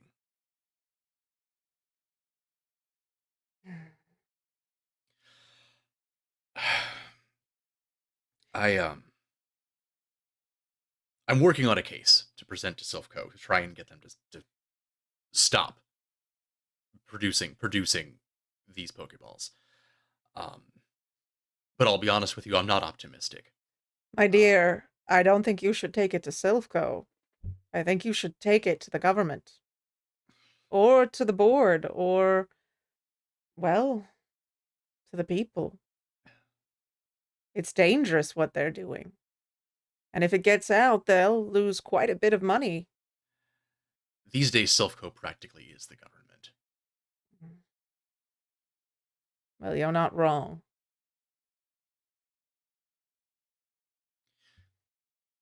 Frankly, this all revolves around an understanding and a theory of Pokemon that is not widely shared. And I'm not necessarily sure that they'll be receptive. I'm afraid my reputation in the field of Pokemon science is not what it used to be. I mean, couldn't we tell the other gym leaders? They have to have some authority, right? This concerns Pokemon. If the league got involved, yes, possibly, but you would have to convince them. Which means either showing them what's in that Pokeball, or catching the one that's already out there.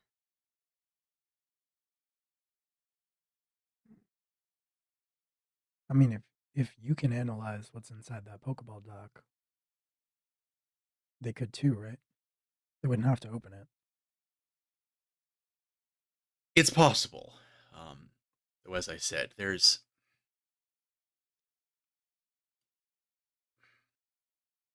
part of this revolves around an approach to a theory of what Pokemon are that is somewhat controversial. Yeah, you keep saying that. What Pokemon are? What do you mean?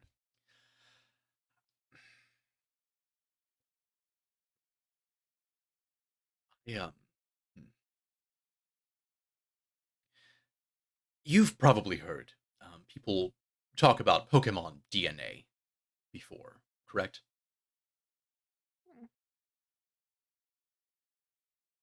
I mean, Assume I haven't. There are people frequently use the term Pokemon DNA in terms of most commonly in the case of Pokemon breeding, but also in the case of the cloning or resurrection of extinct prehistoric Pokemon, as he gestures to some of the rubbings and plaster casts of fossil Pokemon that exist. But this understanding is somewhat flawed. It's something of a shorthand. Pokemon don't actually have DNA quite the way that you or I do. In fact, you have more in common with the grass outside than with the Pokemon in your pockets.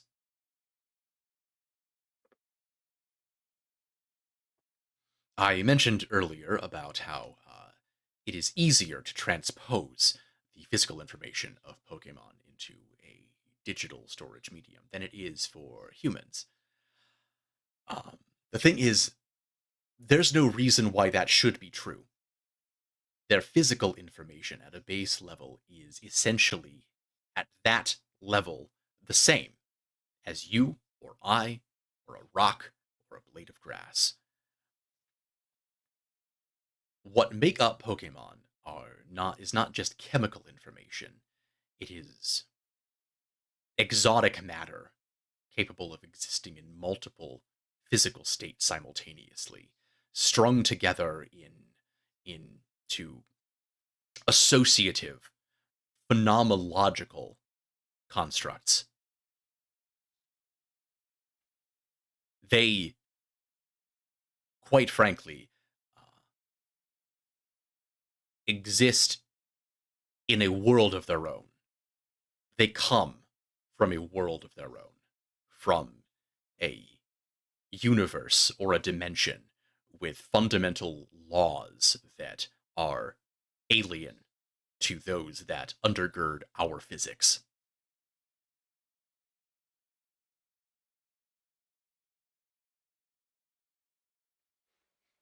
Are you saying that Pokemon are from another dimension?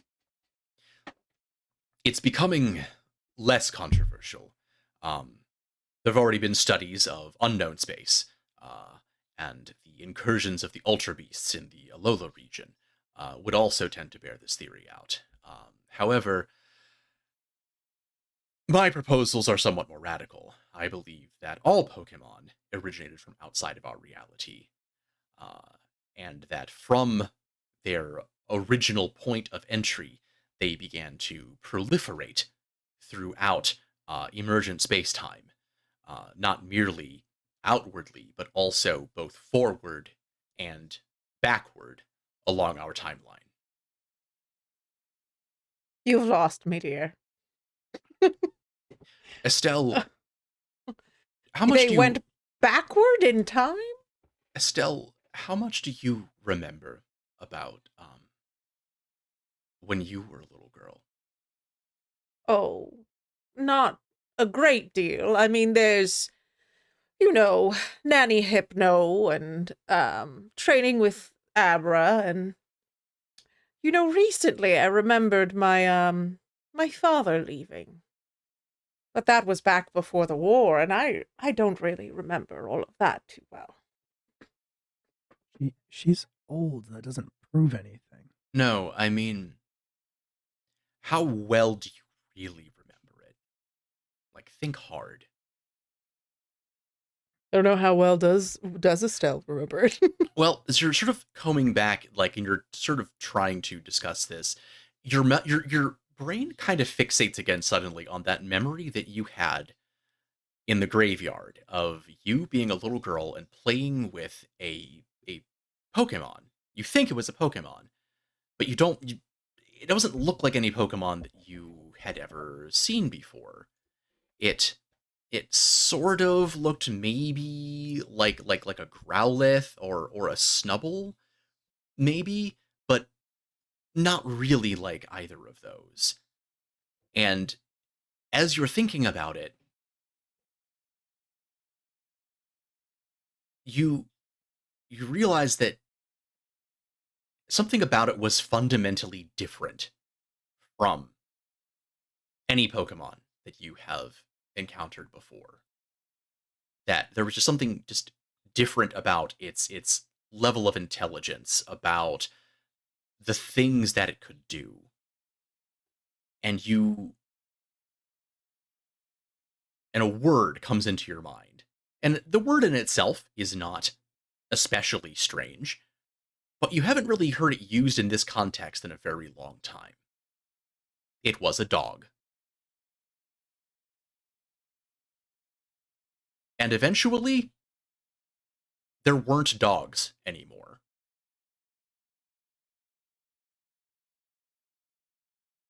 There were Pokemon. Yeah, I think Estelle, like the blood drains from her face, and like she sits down and she says, "When I was a girl, we had a dog." It's a made up word. It wasn't. Um, Let me see if I have like a good ability to do this, but I guess it would just be a psychic move, maybe, if I could like share the memory with Mr. Mime and see if he could like project it out to everyone else of what No. this thing looked like. But No. that would be No, great. I refuse. You refuse, you're letting anything into my unwilling. Not head. letting Mr. Mime into your brain. Unwilling? No. Unwilling? How about Dottler? He only has leech life, you know, it's not like he's dangerous or Slightly anything. better. Uh-huh. Slightly better. Your choice is to let the bug into your brain or to let the clown into your Would you brain. like I my don't murder want- bug or Yeah, my creepy clown? Yeah, I don't want his like pit fighting memories to like leach into my head. I don't want to suddenly wake up tomorrow with like the mental image of him like stabbing someone with an invisible shiv. That's true, that's canon now. I forgot. Yeah. Okay, yeah, like I mean, you're psychic. You could just probably project it to us, right? it's true. Technically, I can. Do I have to roll for that? What do you need me to do? I would say for this, just give me a D4. Let's try.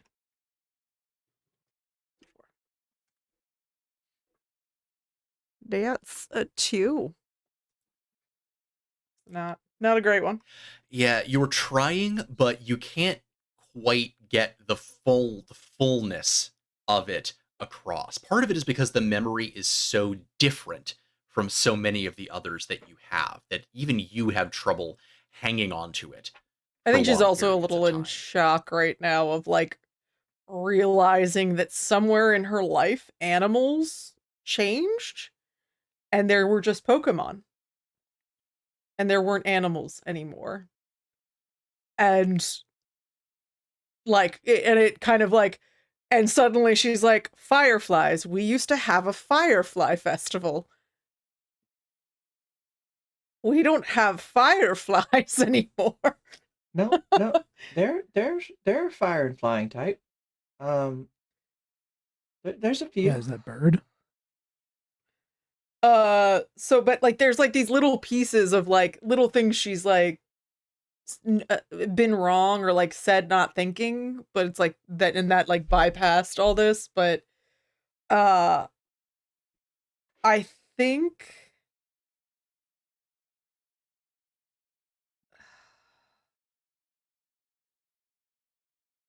it's like she just kind of like stands up after a moment and wipes off her hands and says, I believe you, but what are we going to do about it?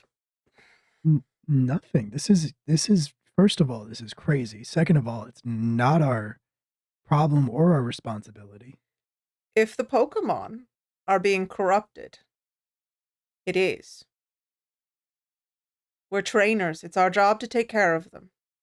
And if the only way we can help these Pokemon is to find out where they came from and find their missing numbers, or, well, I don't know.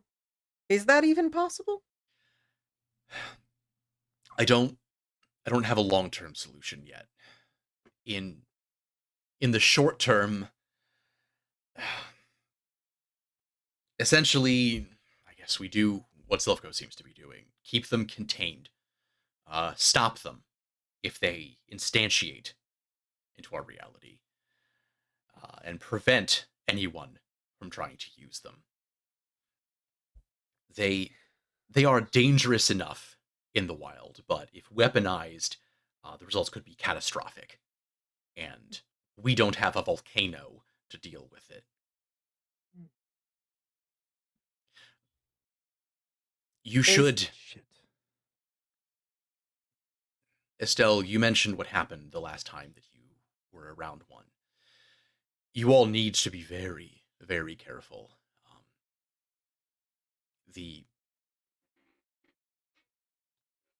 As I mentioned, Pokemon reached back into our history. There are prehistoric Pokemon that never existed before and yet have always been there. And those changes. They mess with our memories. Some things about the way things were just change, and we accept them. Others stick out to us as strange, but we just sort of fill in the gaps. We just sort of assume that that's the way it always was. These missing numbers, they are infinitely more dangerous. They corrupt memory. They corrupt causality.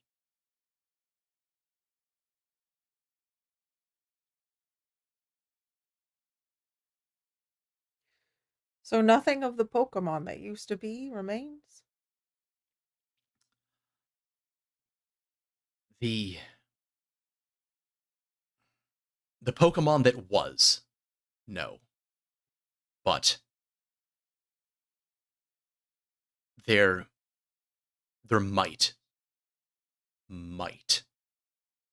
be a way to save the Pokemon that would be.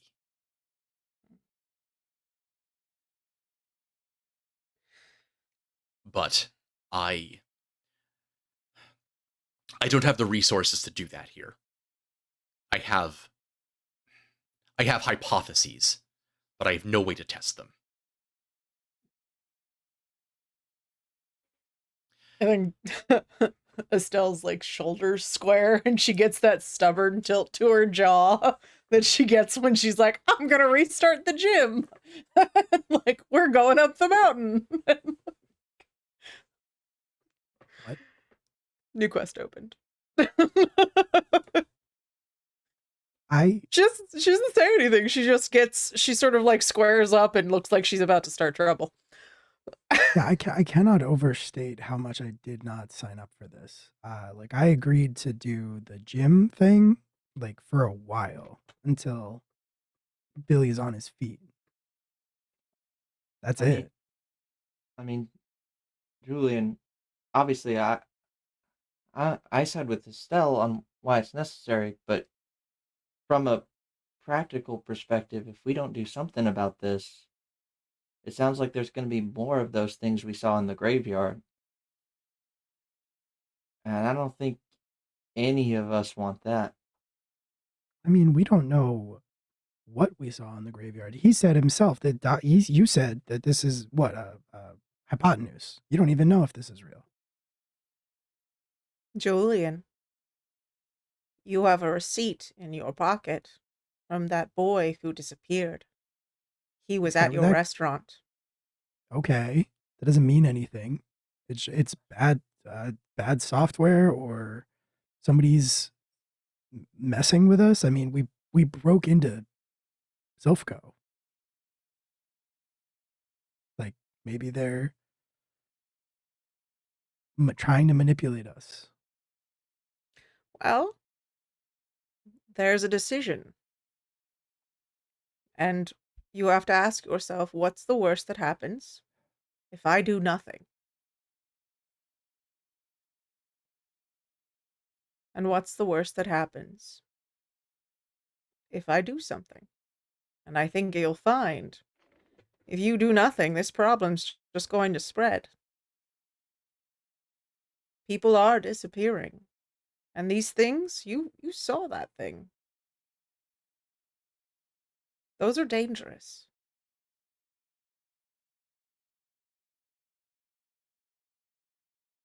If he's right, it's devastating. And if he's wrong, then at least we tried. Look, okay, if I guess it doesn't hurt to look into it. If we find something, then maybe I don't know, but if it gets too dangerous, I'm taking both of you out of there. We're not staying. Just like on the mountain. I think Estelle like comes up and like pats your cheeks and just like, you've got such a good heart. Don't touch me.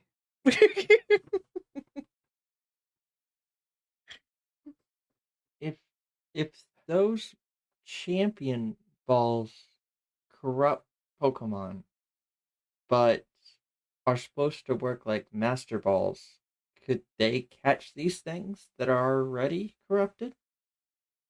I think it'd just corrupt them more, wouldn't it? That I Like- don't know. I think it would. Ugh. I think very likely. I think that they could capture them.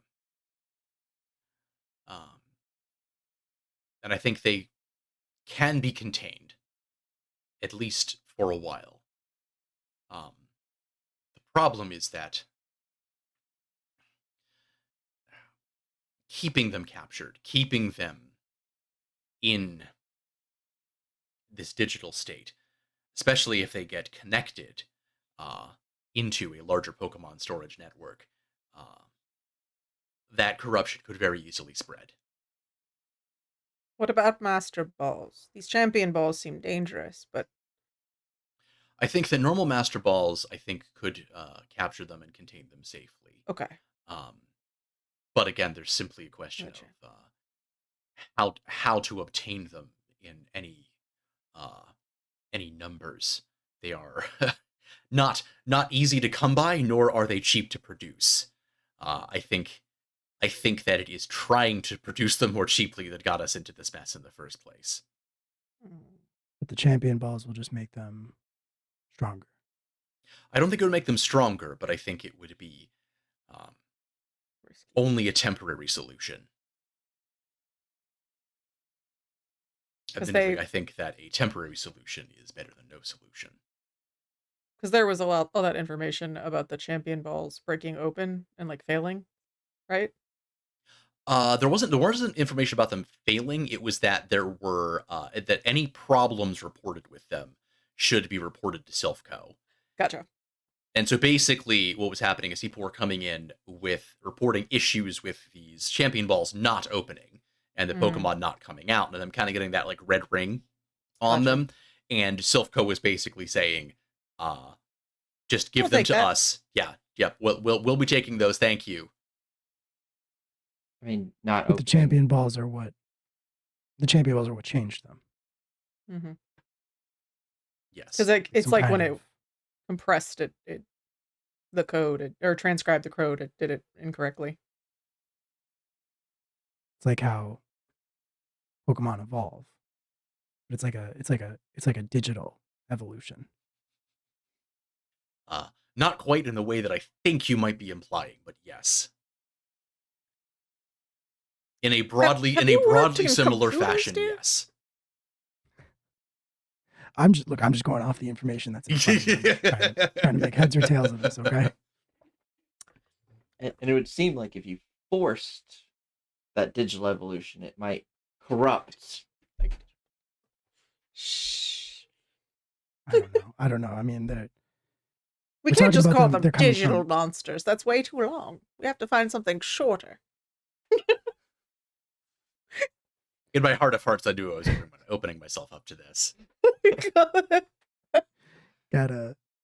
where'd this Professor, how long has this dead horse been here? What have you been doing to it? Why does it look like that? Why do I feel like it's not going anywhere? What's happening? I have the distinct feeling that I'm going to be dragging around this dead horse for the foreseeable future. What word did I just say? What does that even mean? I'm so confused. I know, right? What's a fire? I just liked it that like it fit into the what's a firefly? And me going, I don't have an answer for that. Mm-hmm. But that checks out though.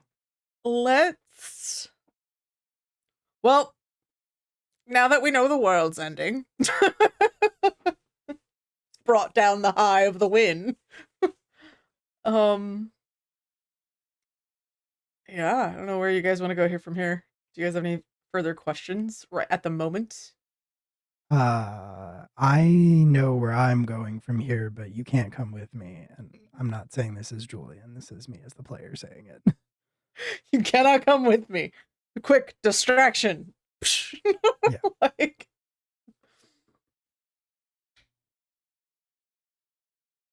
Yeah. I mean, winning the gym battle maybe doesn't merit tailing the mom into the world might be worth an update and a check-in. Should go tell my mom. should go tell my mom.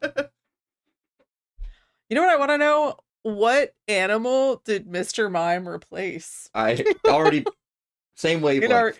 in our ecosystem, like I have what? no questions relating to Mr. Mime.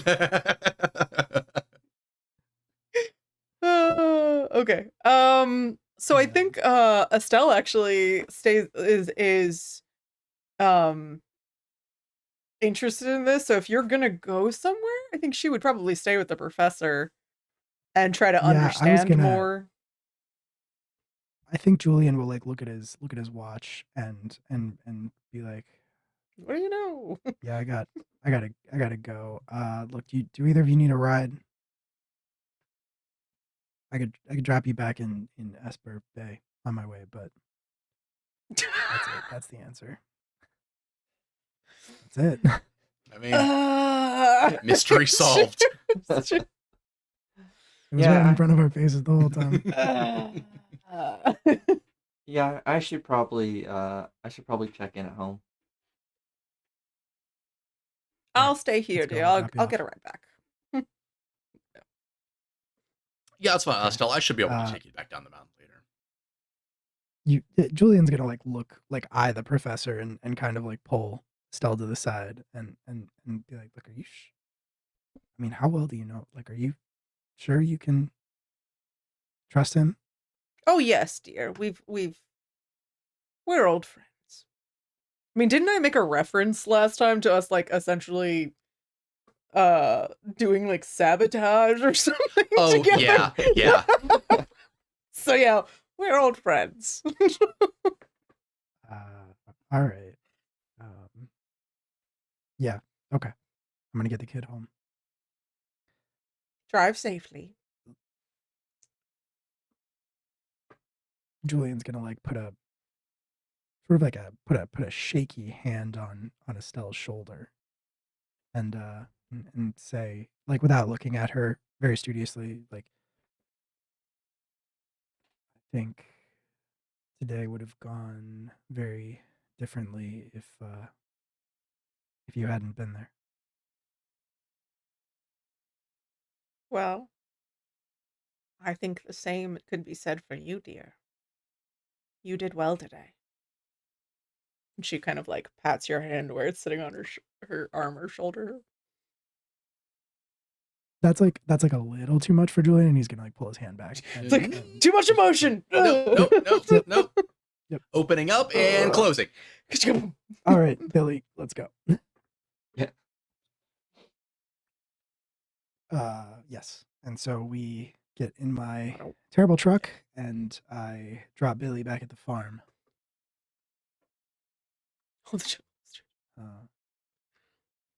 Billy, you so before we get to where Julian's going, so Billy, what do you tell your mom? So I think when he gets in, like, she's there waiting and like wants to know how it goes, and he just starts like spewing. So it's just like, oh well, yeah, it was really great. Like there was the battle, and then Julian fought, and then he won. And then it got really intense, but then it was okay because Estelle was there, and then we were celebrating. And then we went to see the professor, and then couldn't find the professor, but then we found the professor, and then like he said a whole lot of stuff, and then I think the world's ending, which is not good, but we're gonna fix it. And okay, yeah. wait, back up, Billy.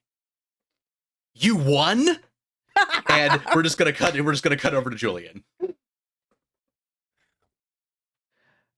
Yeah, Julian drops Billy at his house, and then I think just sort of sits there in the driveway of the farm with the engine idling for a minute or two.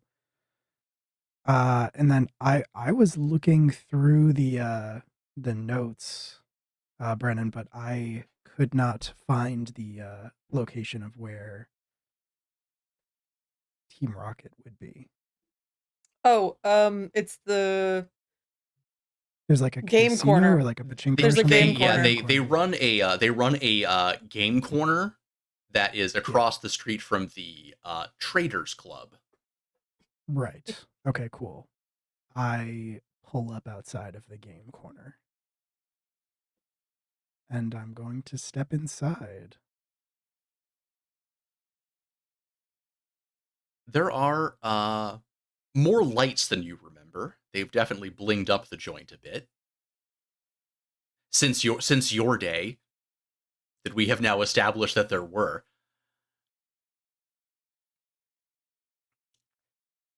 It's like I imagine they're not like advertising their presence. No. This is a legitimate business for legitimate business Obviously. people. Yes. Legitimate So I'm gonna step inside and to like whoever I guess is approaching me first, whatever employee who. Mhm. Yeah, there is a young man who approaches you. He has a very like chipper demeanor, but you can tell kind of just by like the cast of his face, and also the way that his own muscles bulge in the like the just like the little kind of like tucks they have him in, that he is probably on the inside.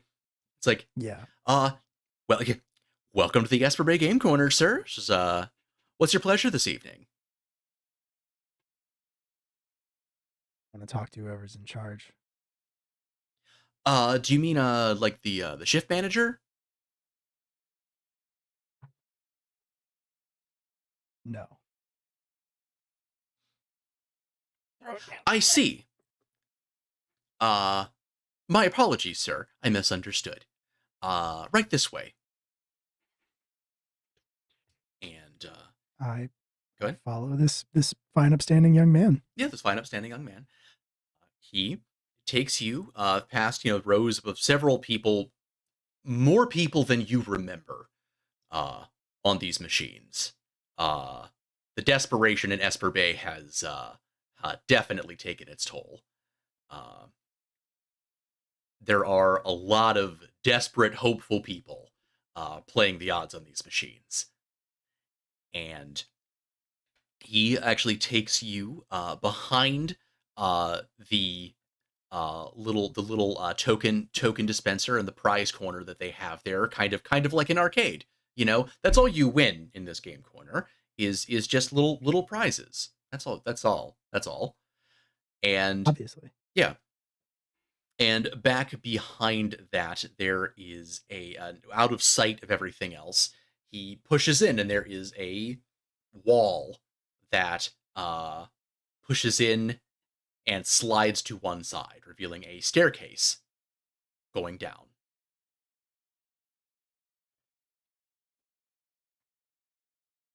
Take a deep breath. Go down the stairs. And as you enter the basement area, the young man's whole demeanor shifts. You see the sort of his customer service face just sort of slouch into this scowl as he almost kind of hunches over a little bit as he leads you down the hall to, in the midst of these crude concrete walls, there is a large, well-polished wooden door. And he knocks on it quite loudly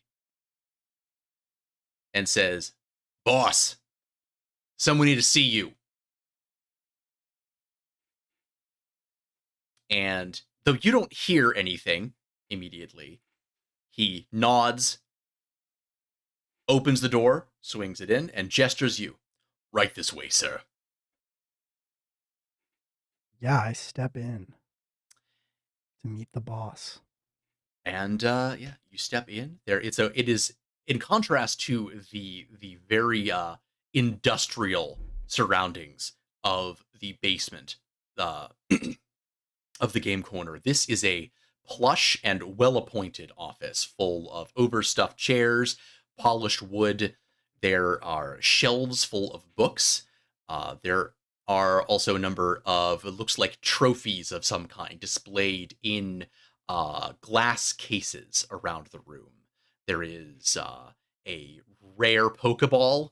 There is a badge from a gym that no longer exists.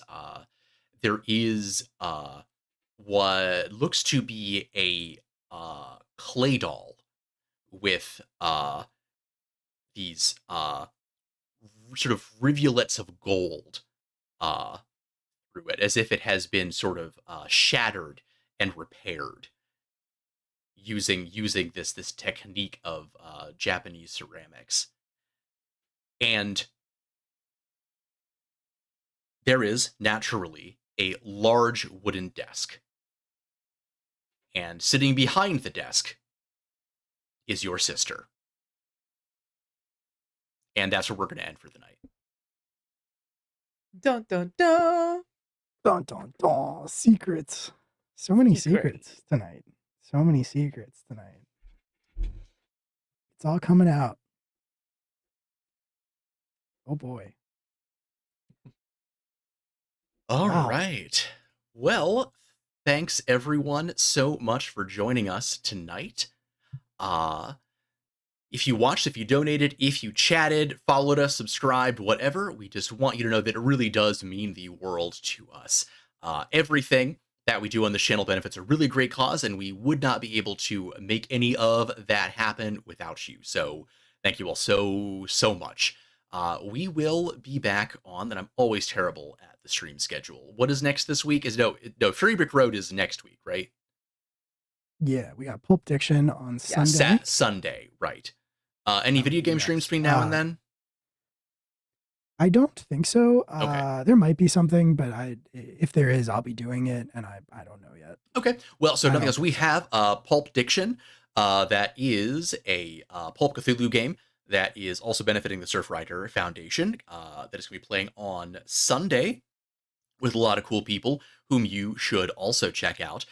We ourselves will be back in 2 weeks, not next Tuesday, but the next Tuesday after. Next Tuesday will be the next session of the class reunion. Thank you. Yep. Gosh, words. I am good at words. I do them well. So the 15th is class reunion, and then the 22nd is us again. Yes. Yes. If you would like to know when we are going live and what we're up to, you can follow us on Twitter at Live from the APOC. Right there up on screen, or you can join our Discord community, which is full of a lot of awesome and friendly people, if I do say so myself. We do community nights in there as well, where we play games together off stream and or also watch bad movies. Last night we did a double feature of Big Trouble in Little China and Tank Girl. That was a lot of fun. Really just a really nice group of people overall. So yeah, if you would like to get to know us better, we would love to have you. And I think at long last, that is enough talking from me, so thank you all so much again. We're going to be disappearing in just a second, but do not go away, because we're going to raid one of the many other great TTRPG creators here on Twitch. So please be friendly, say hi, and tell them that Live from the Apocalypse sent you. Good night, and good luck. Last thing, we're doing a virtual TTRPG convention. It's called Gen Con. It's March 18th to 20th. There's the link in the thing. If you want to join that, we'll have a fun game time that we're doing. It's going to be good. Feel free to join us. We would love to have you there. March 18th to 20th. Everything's in that link. Love to see you there. All right. That being said, we are going to go. There are a lot of open games. So definitely check that out. They're all really good. All the jams are good. It's going to be a lot of fun. Yeah, we'd love to see you there. Here we go. And then we will go say hi to somebody else. So thanks for following us. Thanks for joining us, and we'll see you next time. Bye.